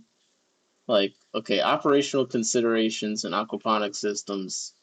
The successful operation of aquaponic systems depends on the management of various water quality and environmental parameters, as well as biotic (parentheses, fish and plant) species used. Water quality parameters are intricately interconnected, and balancing them presents a significant challenge due to differences in tolerating differences in the optimal conditions required by fish, plants, and beneficial microorganisms. So, like on the aquaponic level, they're having issues like recycling their damn tanks. I don't know. Like, do a water change, bro. Optimizing water quality is crucial for the health of fish and plants in aquaponics. Among various parameters, nitrogen, a vital nutrient for plant growth, is produced when fish consume feed. Fish mainly excrete ammonia, a highly toxic substance, through their gills and in trace amounts through their urine. Ammonia exists in two forms: unionized ammonia, NH3, and ionized ammonium, NH4+, which are collectively referred to as total ammonia nitrogen, TAN. Through nitrification, TAN is converted to less toxic nitrate, NO3-. See, look at this. Even the aquaponics people are talking about the damn nitrogen cycle up in here. Okay, we only got two vegetables so far. Okay, three. We need one more vegetable. We got Bob said, not counting potatoes, my favorite is onions. Okay, respectable. Wait, Jesse said I don't like any cooked vegetables. William said favorite to eat on its own is zucchini. Favorite to use in a dish, probably onions. What is a pickle? I like pickles. Okay, aquaponic systems are sensitive to fluctuations in water quality parameters such as pH, temperature, DO concentration, and electrical conductivity, EC. These parameters must be maintained within optimal ranges to support plant and fish growth as well as nitrification. However, determining this balance is often difficult because the ideal conditions for each component are not aligned. For instance, while most plants prefer a slightly acidic range of 5.0 to 7.0, optimal pH levels vary by species. Nitrifying bacteria, on the other hand, perform optimally in neutral to slightly alkaline pH range of 7.5 to 8.0. Fish can tolerate a wide range pH from 6.5 to 9.5, but extreme pH levels can cause stress or even mortality. As a result, aquaponic systems generally operate at a compromised pH range of about 6.8 to 7.0. Oh man, it's just interesting reading like in this outside of the context of just focusing on keeping the fish alive in a box and like doing some carpeting plant or something. Like, we're reading some of the same things, balances of pH, preferred pHs, and parameter swings. Brussels sprouts all the way. Brussels sprouts are good. Onions are good too. I've warmed up to broccoli recently. If it's good enough for the isopods, it's good enough for me, right? I've been warming up to broccoli. Um, no, I've been enjoying pickles, but I don't know if that counts. I like olives. green olives. Man, I'm getting hungry just talking about it. Hold up. Temperature and DO concentration are important parameters where balancing is crucial yet challenging. Different fish and plant species, as well as beneficial microorganisms, have specific optimal temperature ranges. Fish thrive at temperatures between 10 Celsius and 32 degrees Celsius, depending on the species. Nitrifying bacteria function best between 14 degrees Celsius and 34 degrees Celsius, and plants generally prefer temperatures between 16 and 30 degrees Celsius.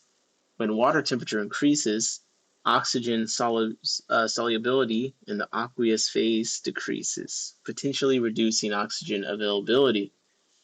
Conversely, low temperatures slow down metabolic processes in fish and inhibit plant growth. DO concentration is closely linked to temperature and the metabolic needs of fish and microorganisms. Fish require a DO concentration of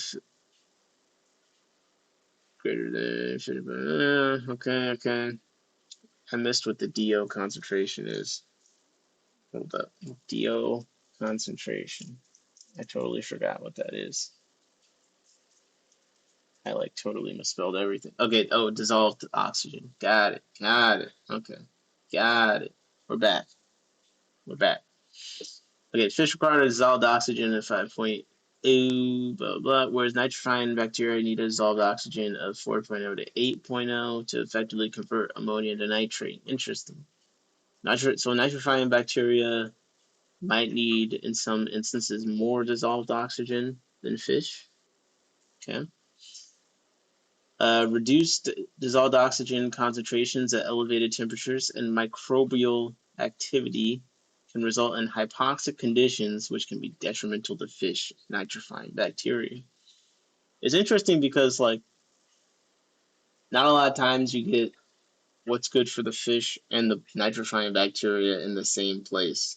So this is kind of nice to just read. Like, they're talking about the balance, but like it's in a nice digestible, all in one place between the plants, the fish, and the bacteria. Like, okay, this is what we have to consider across the board. I hate lima beans. Really? Lima beans, like edamame, is fire, bro. Jesse said I grew tomatoes out of my tank once.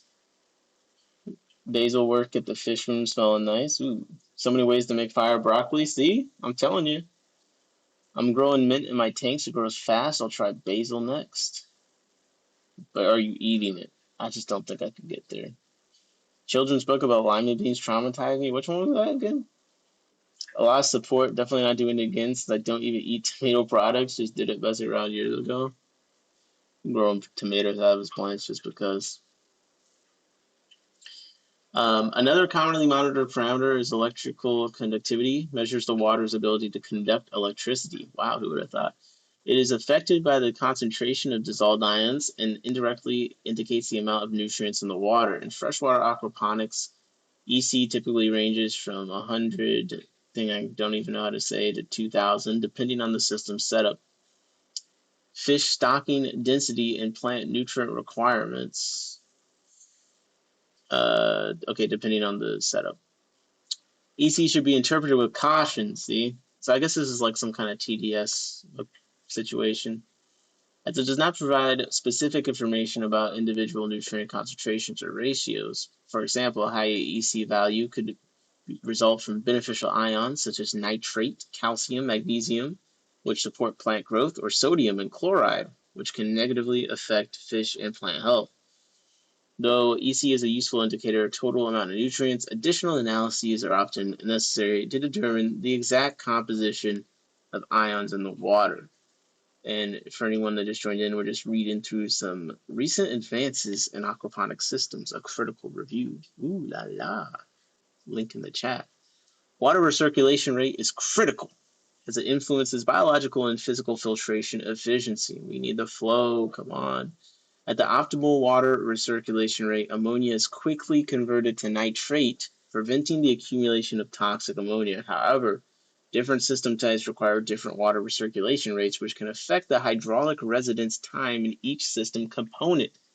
Other critical water parameters include water hardness, a measure of calcium and magnesium ions. Alkalinity, a measure of the water's capacity to neutralize acids, primarily due to bicarbonate and carbonate ions. Salinity, a measure of total salt concentration. And total dissolved solids, TDS, a measure of all inorganic and organic substances dissolved in the water. Wow. Honestly, someone should just make a video like explaining water hardness, blah, blah, and then just like copy everything from this, because I feel like they explain it all very nicely. You don't even have to make a video script. Just like steal this whole thing. A bad case of stripes. What is it? Oh, is that the lima bean thing? High water hardness can cause scale buildup, whereas moderate levels are vital for plant and fish health. Low alkalinity can cause pH fluctuations, stressing plants, fish, and microorganisms. I've never thought about my plants being stressed. I'll be honest. Maybe I'll get there one day. I just haven't gotten to the place where I'm emotionally attached to the plants, which I know there's a decent amount of green around here, but it's not through any work of my own. The plants just, they've persisted. But maybe I need to think about their needs emotionally and physically more. Whereas high alkalinity may hinder nutrient availability by precipitating essential nutrients. High salinity can be harmful to both plants and fish, while elevated TDS may indicate nutrient imbalances or contamination from excess salts, chemical residues, organic waste, or other harmful dissolved substances. Ooh. William Justice said a plant abuser. Bob said someone called the plant police. Bro, really? You guys turn it on me that fast? It's just a plant. Wait, don't click that. Look, Live Aquaria left a warehouse full of fish. Would I leave a warehouse full of plants? I don't know. My $8 million pension. I don't have to problems. Oh my god. Where was I? Okay. Yes, high salinity can be harmful to both plants and fish, while elevated TDS may indicate nutrient imbalances or contamination from excess salts, chemical residues, organic waste, or other harmful dissolved substances. Environmental parameters include air temperature, light intensity, relative humidity, carbon dioxide concentration, and media moisture for media-filled systems. They play a critical role in plant growth. For instance, high ambient air temperature causes leafy vegetables to bolt, negatively affecting their growth and quality. Similarly, low light intensity reduces the plant growth rate. Plants utilize a specific light spectrum known as photosynthetically active radiation. Oh, photosynthetically active radiation, PAR. But sensitivity to PAR varies among species. Light-sensitive crops such as lettuce, salad greens, and cabbages may bolt, seed, and develop bitter flavors when exposed to high PAR levels. So how you light the plants affect how tasty they are. I wonder how long it took people to nail this all in. Williams said, "Classic. I'm not as bad as them. Defense, nice." And then Bob said, "That's what PAR stands for." Yeah, that was what I was discovering there. I didn't really realize. Photosyn photos photosynthetically active radiation. Photosynthetically active radiation. Photosynthetically active radiation. Okay, we got it. Biotic components and species selections. Balancing fish density, plant density, and microbial populations is crucial for efficiently converting fish waste into plant available nutrients while preventing the toxic accumulation of TAN, nitrite, organic solids, as well as nutrient imbalances. And let me just remember what TAN stands for. Oh my god, never mind. It's not working for me. Okay, we're gonna do TAN, aquaponics. TAN, total ammonia nitrogen. Right, okay. They did say that earlier. I remember now. I remember. So basically, we're gonna use aquaponics to figure out how we're supposed to be stocking our tank. That's what I'm trying to figure out. The key to a successful aquaponic system is carefully selecting, because the only thing we're missing really is just the plants that we're actually going to eat. Besides that, the goals are kind of similar. You balance the plants, the fish. I mean, we have plants in our tank. We're just not doing anything useful with them besides having them look pretty. The key to a successful aquaponic system is carefully selecting and managing its biotic components, fish, plants, and microorganisms. Several studies have demonstrated the use of various fish and plant species in different types of aquaponic systems. Look at table 3. Okay, table 3. So here we have an aquaponic system. We've got media-filled tilapia, striped catfish, mirror carp now. Tilapia, African cat. So they put tilapia with water spinach. They put striped catfish with okra. Mirror carp with lettuce. Now tilapia with chia, lemongrass. African catfish with fluted pumpkin. Nutrient film technique, NFT. Striped catfish with marigold. Pangaeus with basil. African catfish, lettuce. Now tilapia with spinach. Tilapia with water spinach. Tilapia with butterhead lettuce. Pacific white shrimp with red orache. I can't even pronounce. Someone in the chat. I can't pronounce these. Not the Nile tilapias with a lot of things. That's what I'm learning. That's what I'm learning here. Okay. Many plant species can be grown. Leafy vegetables are a popular choice because they grow well in nitrogen-rich water, which are quickly require minimal nutrients and have high market demand. Most survey found that aquaponic growers cultivated basil. Okay, guys, this is the plant list. You ready? This is the plant list. This is what we need to grow out our fish tanks. Apparently, it's just the easiest and in demand. We got basil, 81%. Salad greens, 76%. Non-basil herbs, 73%. Tomatoes, 68%. Lettuce, 68%. Kale, 56%. Chard, 55%. Pak choi, 51%. Pepper, 48%. Cucumbers, 45%. Other viable vegetables grown include pumpkin, parsley, and okra. Selection of the right fish species is crucial for optimizing the performance of an aquaponic system. Tilapia is the most commonly farmed fish species because of its ability to tolerate a broad range of water quality conditions. Common carp and catfish are also popular because of, man, I bet plecos would be great, right? Come on, think about it. Okay, we got cod, trout, largemouth bass, Asian swamp eel, stillet surgeons, ornamental fish. Wait, ornamental fish? And crustaceans. What ornamental fish? They referenced in 80. Okay. What ornamental fish were they using?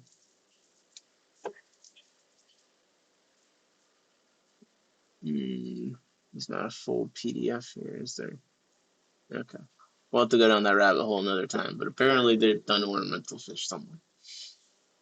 The first step in designing is to cultivate the right fish and plant species. Key to this process is understanding how the chosen species interact with each other and with microbial communities. Okay, fish affecting microbial communities. William said broad range of water conditions, aka they can live in shit water. Well, at least they recognize the one skill they have, right?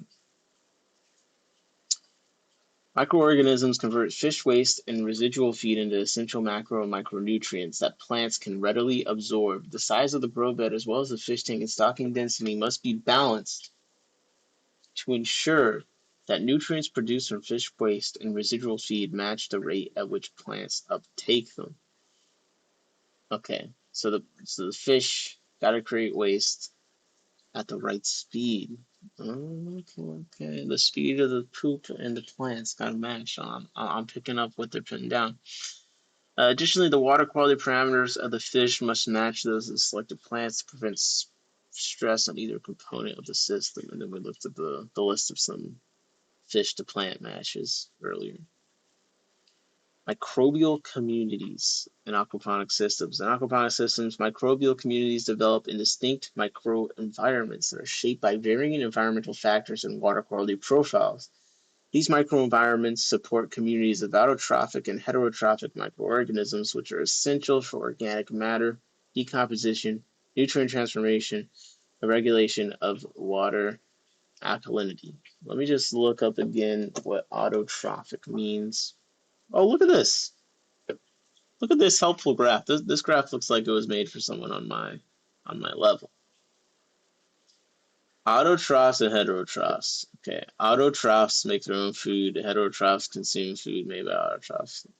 Reading this made me feel like I am very dumb. I'm not gonna lie. Looking at that graphic, it was just screaming at me like, why did you have to make sure you knew what that meant? Well, now we do, which are essential for organic matter decomposition, nutrient transformation, and regulation of water alkalinity. This section examines, okay, telling us what to look at. Okay, let's say transfer, okay, organic matter decomposition, yep, we know that. The proportion of feed that is converted into biomass and metabolism varies depending on the higher than that of the AOB. Yeah, okay. In aquaponic systems, ammonia is converted into nitrate through aerobic atrophic nitrification, a process carried out by microorganisms that use ammonia or nitrite as energy sources and CO2 as a carbon source.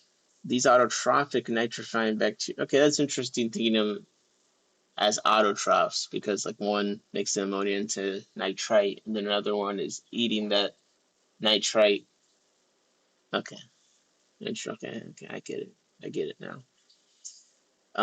These autotrophic nitrifying bacteria, such as AOB and NOB, are sensitive to high ammonia concentrations in organic matter and face competition from heterotrophs. In contrast, heterotrophic nitrification performed by microorganisms that use carbohydrates, amino acids, peptides, and lipids as carbon and energy sources occurs under specific conditions.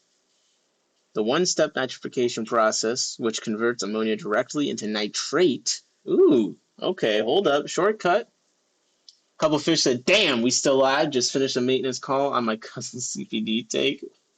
Wait, is that the one that was like a smaller tank and you're talking about what you're going to put in it? Yeah, what happened with the CPDs? Hold up, though. One-step nitrification. Ammonia straight to nitrate. Come on. Is reportedly more favorable but not as common as a two-step process carried out by AOB and NOB. A recent study identified, okay, so there's specific bacteria that do this one-step thing. They identified strains of Nitrospira spp and Candidatus spp that can function as complete ammonia oxidizers, effectively converting ammonia directly to nitrate. And also a couple fish, that's what we like to hear. When someone says, damn, we're still alive, that's why they call us. Say it with me.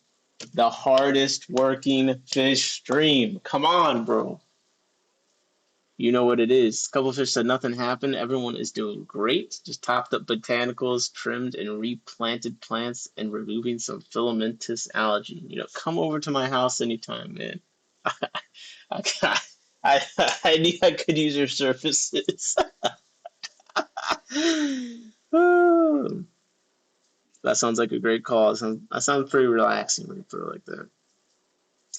But they can affect these guys can convert ammonia directly to nitrate in certain instances.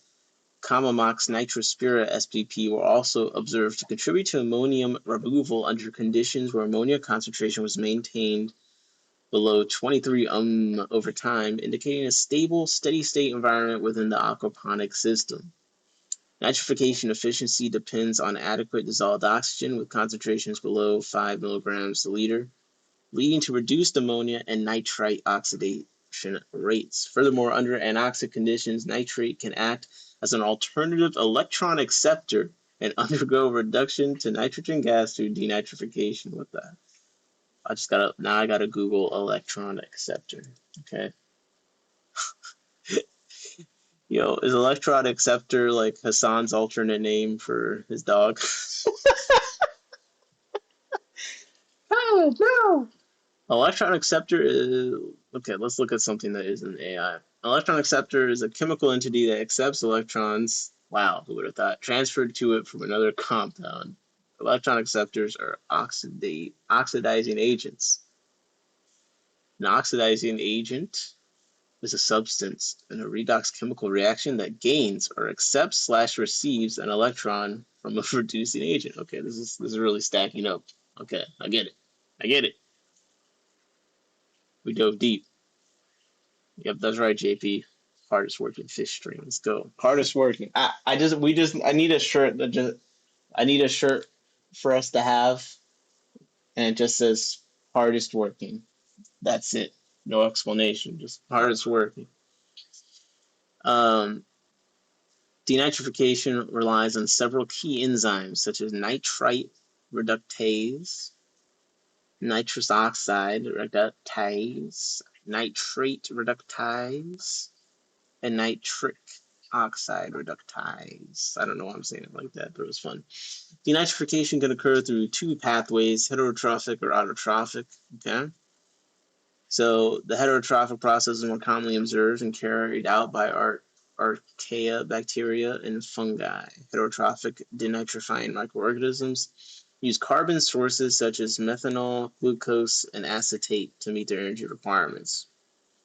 Okay, so things that are converting it. Let's see, we read earlier the autotrophs are making their own food and the heterotrophs are just eating stuff other things make. Okay. I think I'm tracking here. Okay. In contrast, autotrophic denitrifying microorganisms derive energy from inorganic carbon, sulfur, iron, and hydrogen. Okay, guys. What kind of substrates are we cooking up? Let's get the bat guano. Let's get the rust. Let's get the garbage. I don't know. I feel like we should be able to figure something out here. Requires batteries. Denitrification also leads to emission of nitrous oxide. Okay. Okay, so we got a lot going on here. Different components such as fish tank, solid remover / sedimentation unit, biofilter, and hydroponic grow bed have their own distinct environmental conditions. As a result, unique microbial communities develop within each component. Because these components are interconnected, local microbial communities can affect each other directly or indirectly through the production of metabolites. Table 4 summarizes the microbial compositions and distributions found in aquaponic systems. Okay, let's look at this table. Oh my gosh, why is it rotated this way? Okay, hold up. Gosh damn, look how long this list is. So let's just look at one. Nile tilapia with lettuce. So aquaponic compartment / source and microorganisms present. Guys, I feel so seen right now. Look at this. Fish tank. Let's go. We made it. We're in the tank.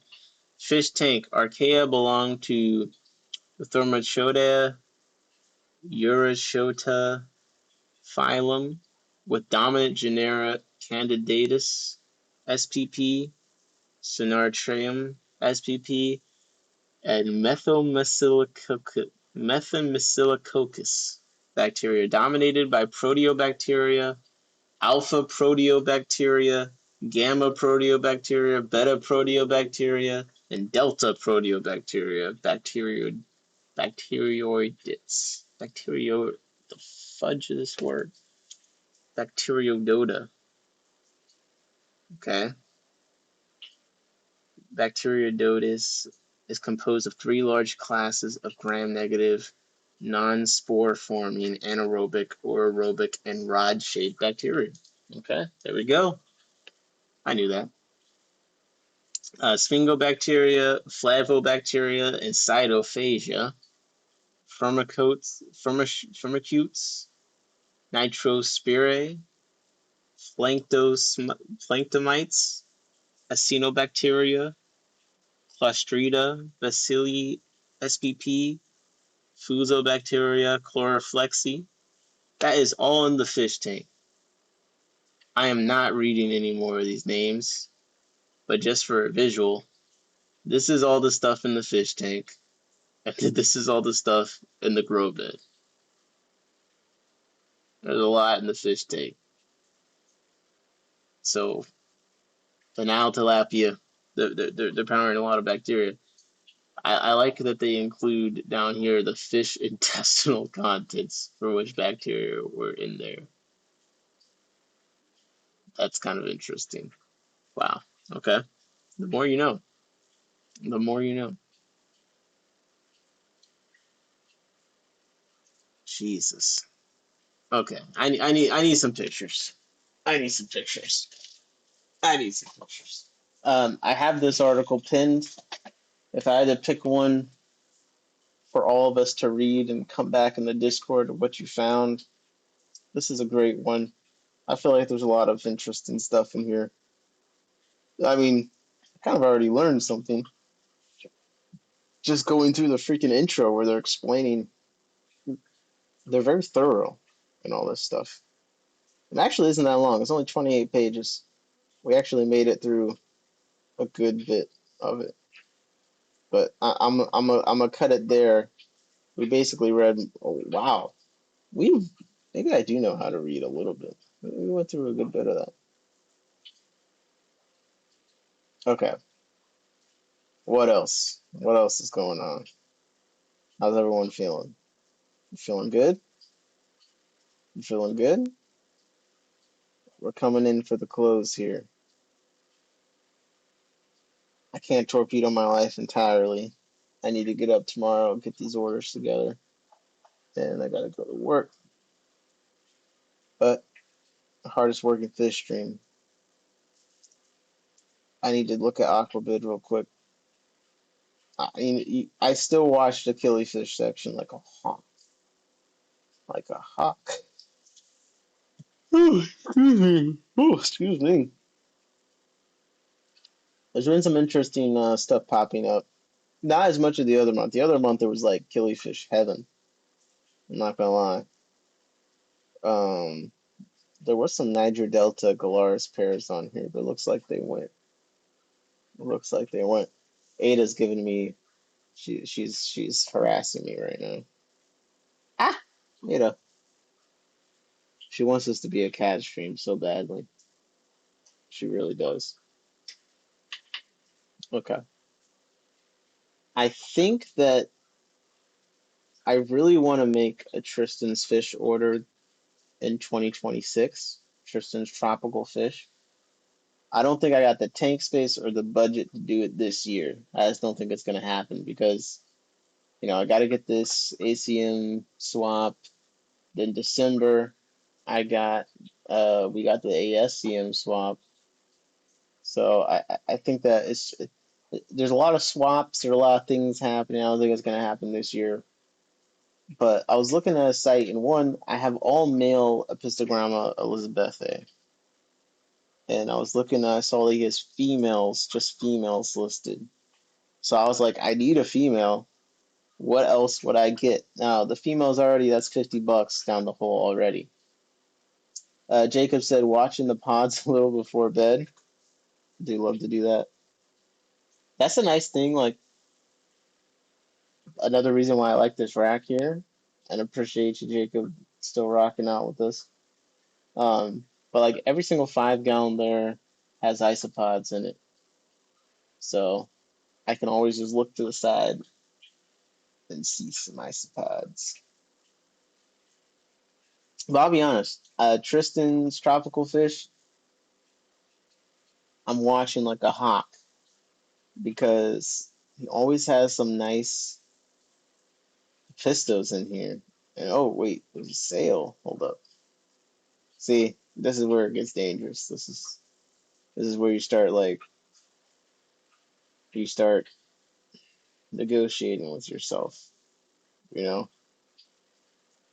Start negotiating yourself like, oh, maybe it's on sale. Like I can justify this.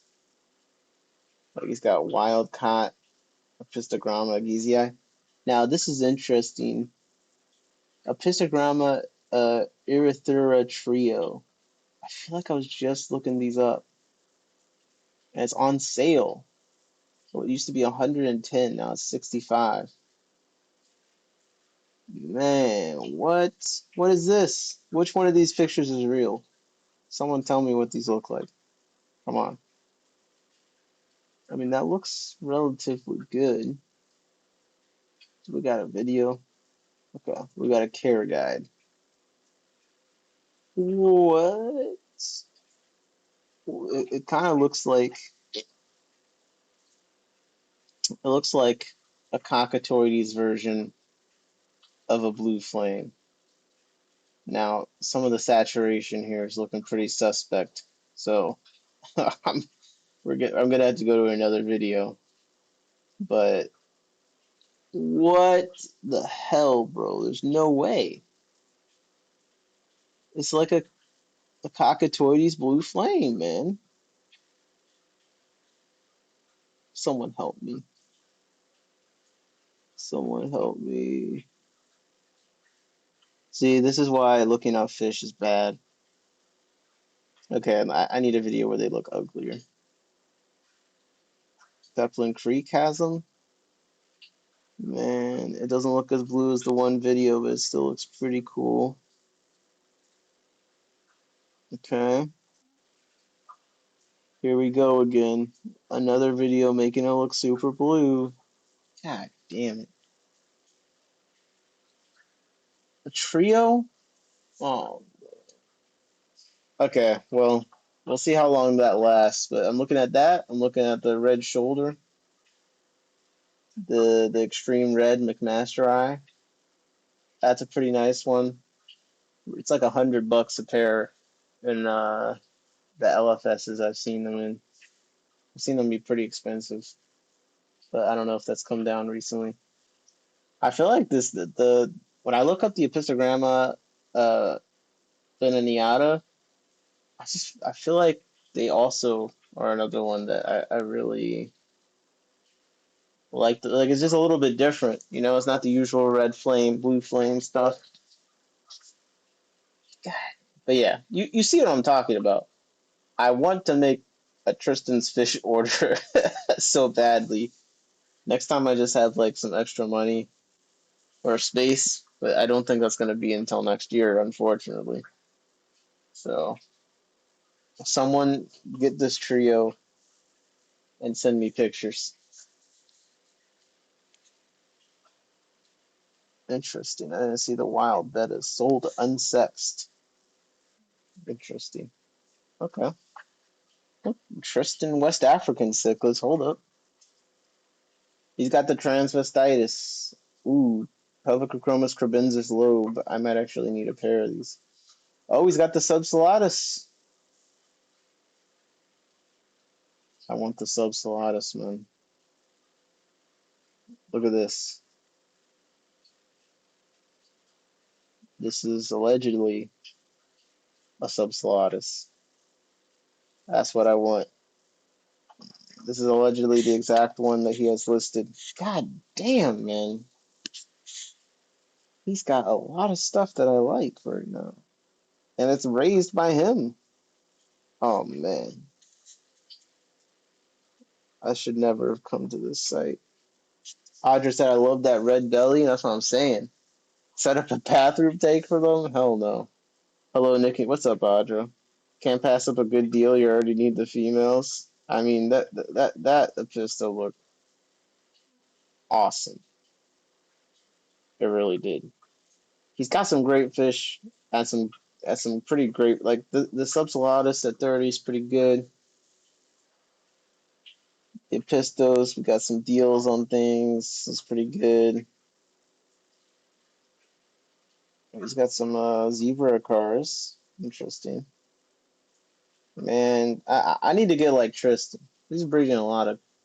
I wish I was having that success with with cichlids right now. I mean, I wish I was having that success breeding a lot of things. Ooh, he imported these, but Splash Tetras. I don't think Splash Tetra. Okay, at the end of the year, this is what we're gonna do for New Year's. Okay, we gotta make a list of all the fish, like the checklist of fish to breed next year. And I think to get the number of species, I'm gonna take however many species I bred this year and double it.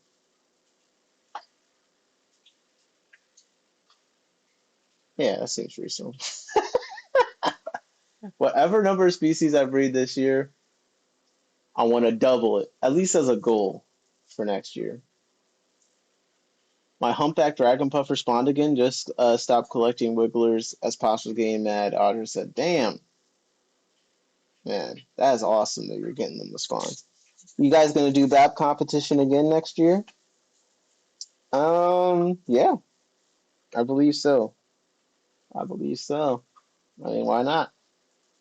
Hopefully next year we'll have the online BAP thing launched as well. So it'll actually be a great year for BAP. But yeah, I want to take the number of species I breed this year and double it as the amount I want to do for next year. Now, it's going to take a lot to do that responsibly. So I'm going to have to go about it a certain way. It will involve more tanks, but it'll involve making space. Um, but there's most stuff that I get to breed, I want to breed long term. So I'm going to have to, or I'm going to have to make a list of fish, but it's going to have to be fish I actually like. That's the thing. But I'm going to tell you, that means I'm probably going to have to try as a goal to breed 60 species next year because I'm definitely hitting 30 species this year, at least. That's the bare. I know that I'll at least hit 30 species this year. Um, if I could get these egg scatterers down, we could do 60 next year, no problem. But it's going to be all efficiency and space management, really. But that'll be a fun goal. I always think about submitting some stuff for that, but never commit. Man, you should get like 100 points for those dragon puffers, man. That's pretty cool. Well, I tell you one that's on my list for next year, the Congo puffers. I want to get those going. I have my four. Um, I've just been feeding them a bunch. That's just what I've been doing. So I've been feeding them and growing them.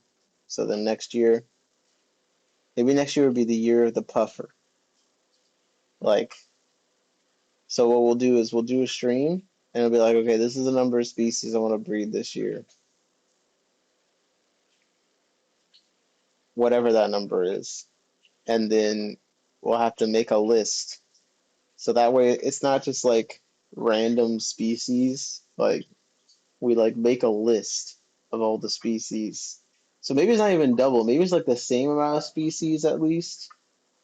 But instead of it just being like anything like, oh, like we have to make the list and it's got to be the ones on that list. Congos are hard to keep the fry alive from what I've heard. Mine spawned in a community, but and everyone had stacks. Yeah, I hear that too. For some reason, whenever it's like the fry are hard to keep alive, that's like a challenge I'm happy to take on. If I can get the eggs and get them hatching, then to me that's like most of the things that frustrate me. The things that frustrate me is like, okay, how do I get the eggs? Okay, how do I get them to hatch? If the stop point is keeping the fry alive, I can deal with that. Like, I really can. That for some reason that just doesn't frustrate me as much as the parts before that. Their active spawning is quite violent and terrifying. Yeah, that's why I don't think mine have spawned yet because I feel like yeah I would have noticed that. Although part of me wants to like if I could sex them, part of me wants to like pair them off and put like one pair in one of the low boys just because I think they look so cool in them. Louise had a low profile tank and had one of those. puffers that bury themselves in the sand, and it was just such a cool looking tank, man. Joy of fish keeping, what's up?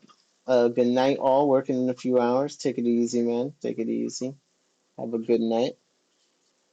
I'm gonna go to bed myself soon here.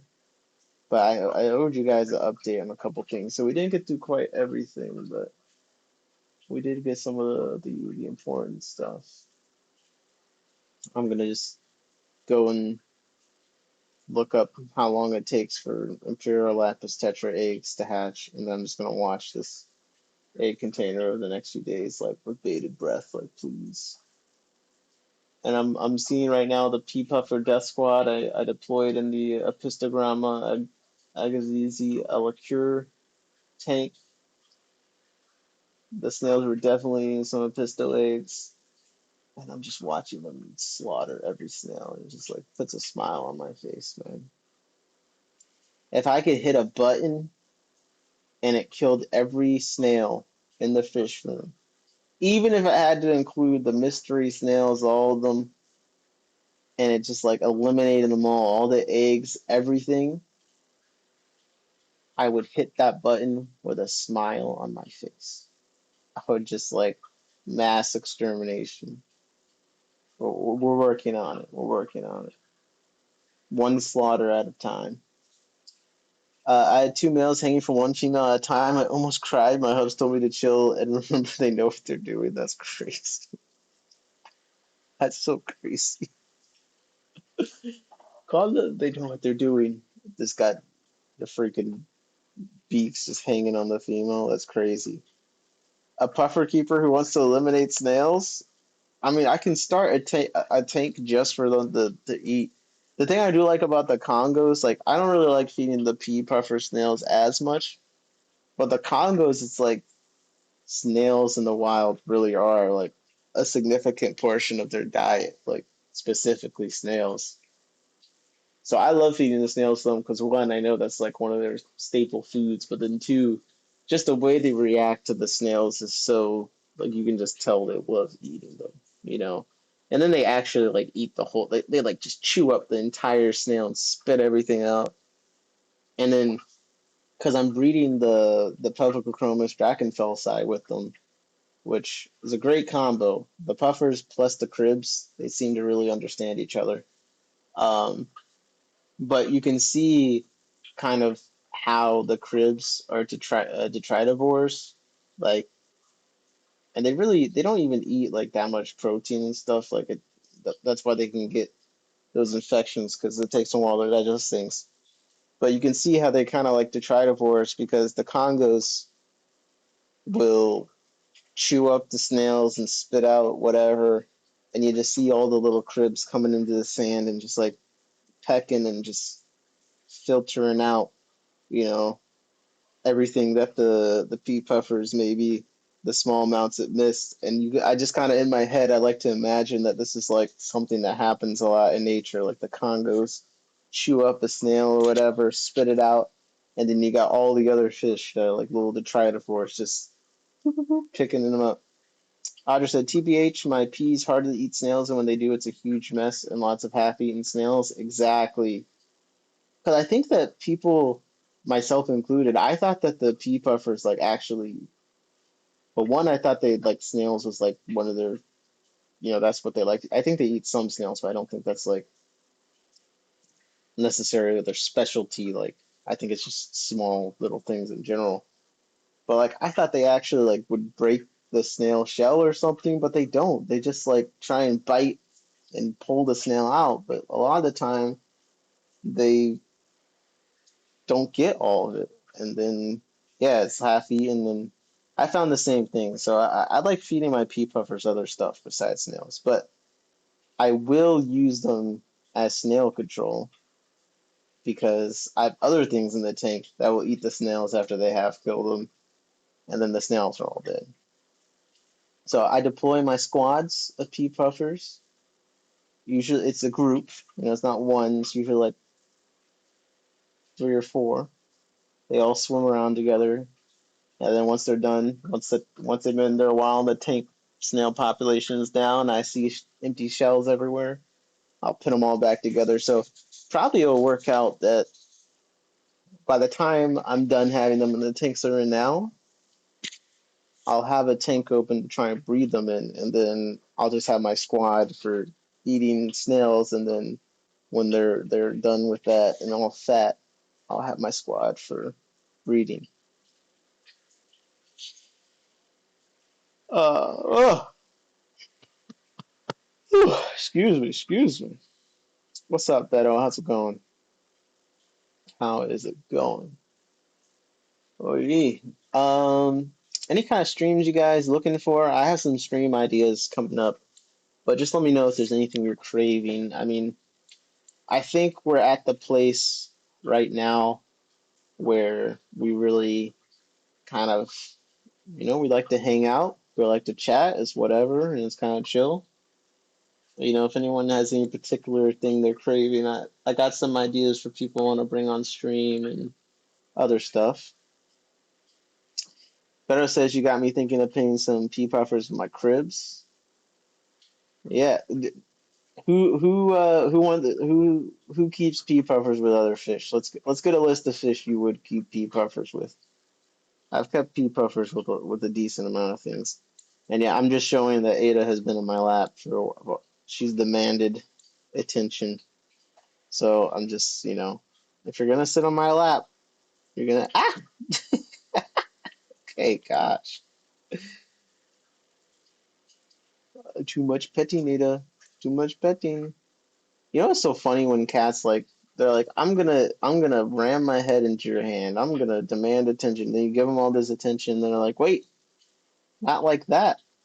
And then they have the nerve to lick and clean the spot you touch them in, like you're dirty or something. But yeah, the cribs and the Congo puffers have been good. I've done cribs and pea puffers before. That hasn't really been the issue for me. Um, Audrey said, I keep peas with many fish, but my best colonies are pea and small cory cats. Interesting. Interesting. My peas, well, I had them with long fin pandas. That didn't go very well. But every time I've had my pea puffers in a group, I haven't had too much issue with other fish. There was a pea puffer and an apisto having a territorial dispute.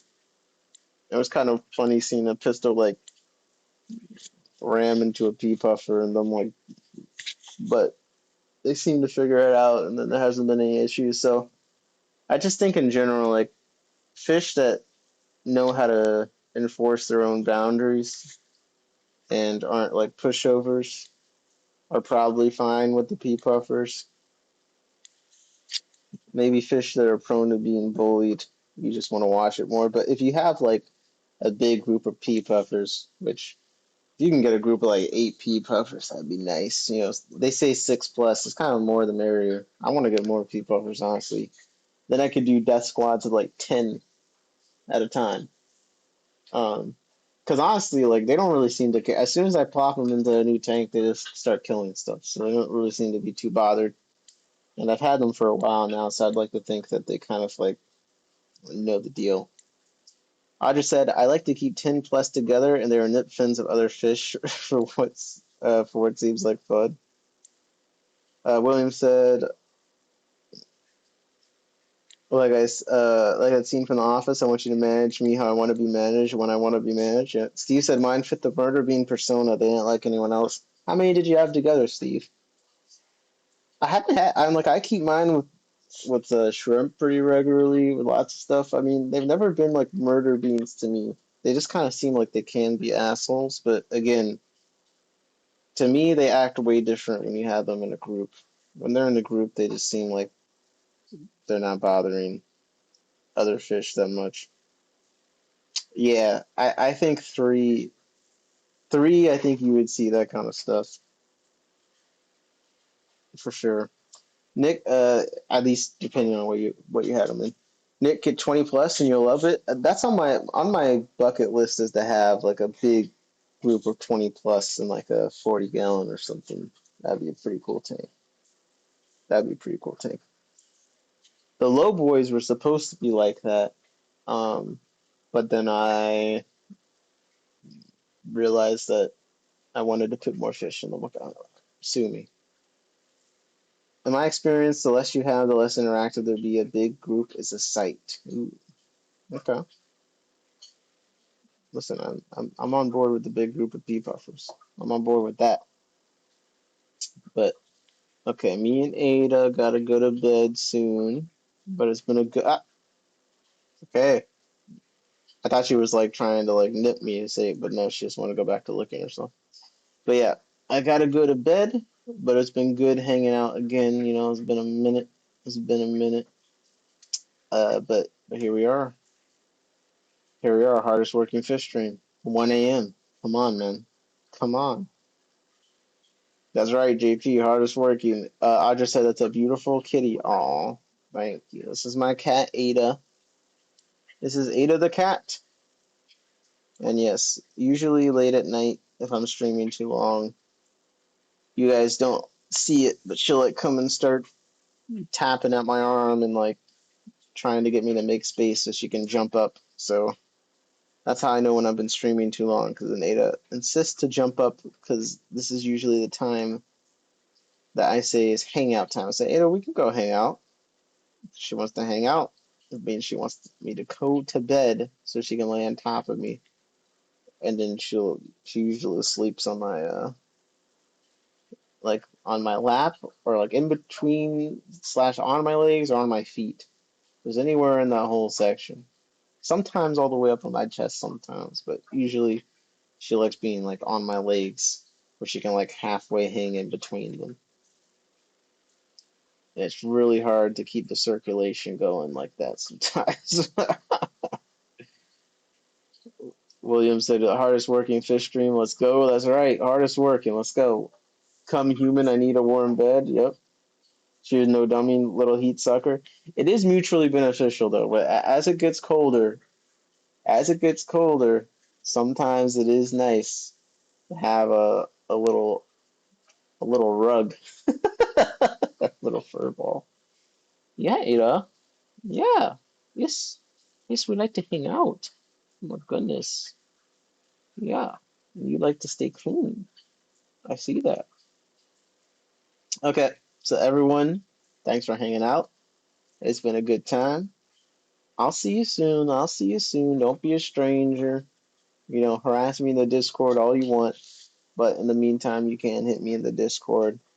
And I shall respond. Okay. If you just need someone to know that you're demanding a stream, that's where you can demand it. But until then, I'm gonna get some rest. Appreciate you guys. You guys have been very nice, very supportive. If you didn't check out the streams with Louise or with Blake, the two store owners, check those out. Leave a comment. Show your appreciation. I'm glad that we did that, and hopefully we'll get to do some more stuff like that in the future. But with that being said, this has been in my tanks, man. Hardest working fish stream, and this has also been Ada the cat. Can't say she's the hardest working fish streamer, but she does all right. She's pretty cute. Cutest fish cat. Oh, just started a controversy. Okay, I'll take it back. I'll take it back. Cutest fish cat named Ada the cat. That's right. All right. And my tanks. I'm out. Beep, boop, beep, boop, beep, boop, beep, beep, boop, beep, boop, beep, boop, beep, boop, boop, boop, boop, boop, boop, boop, boop, boop, boop, boop, boop, boop, boop, boop, boop, boop,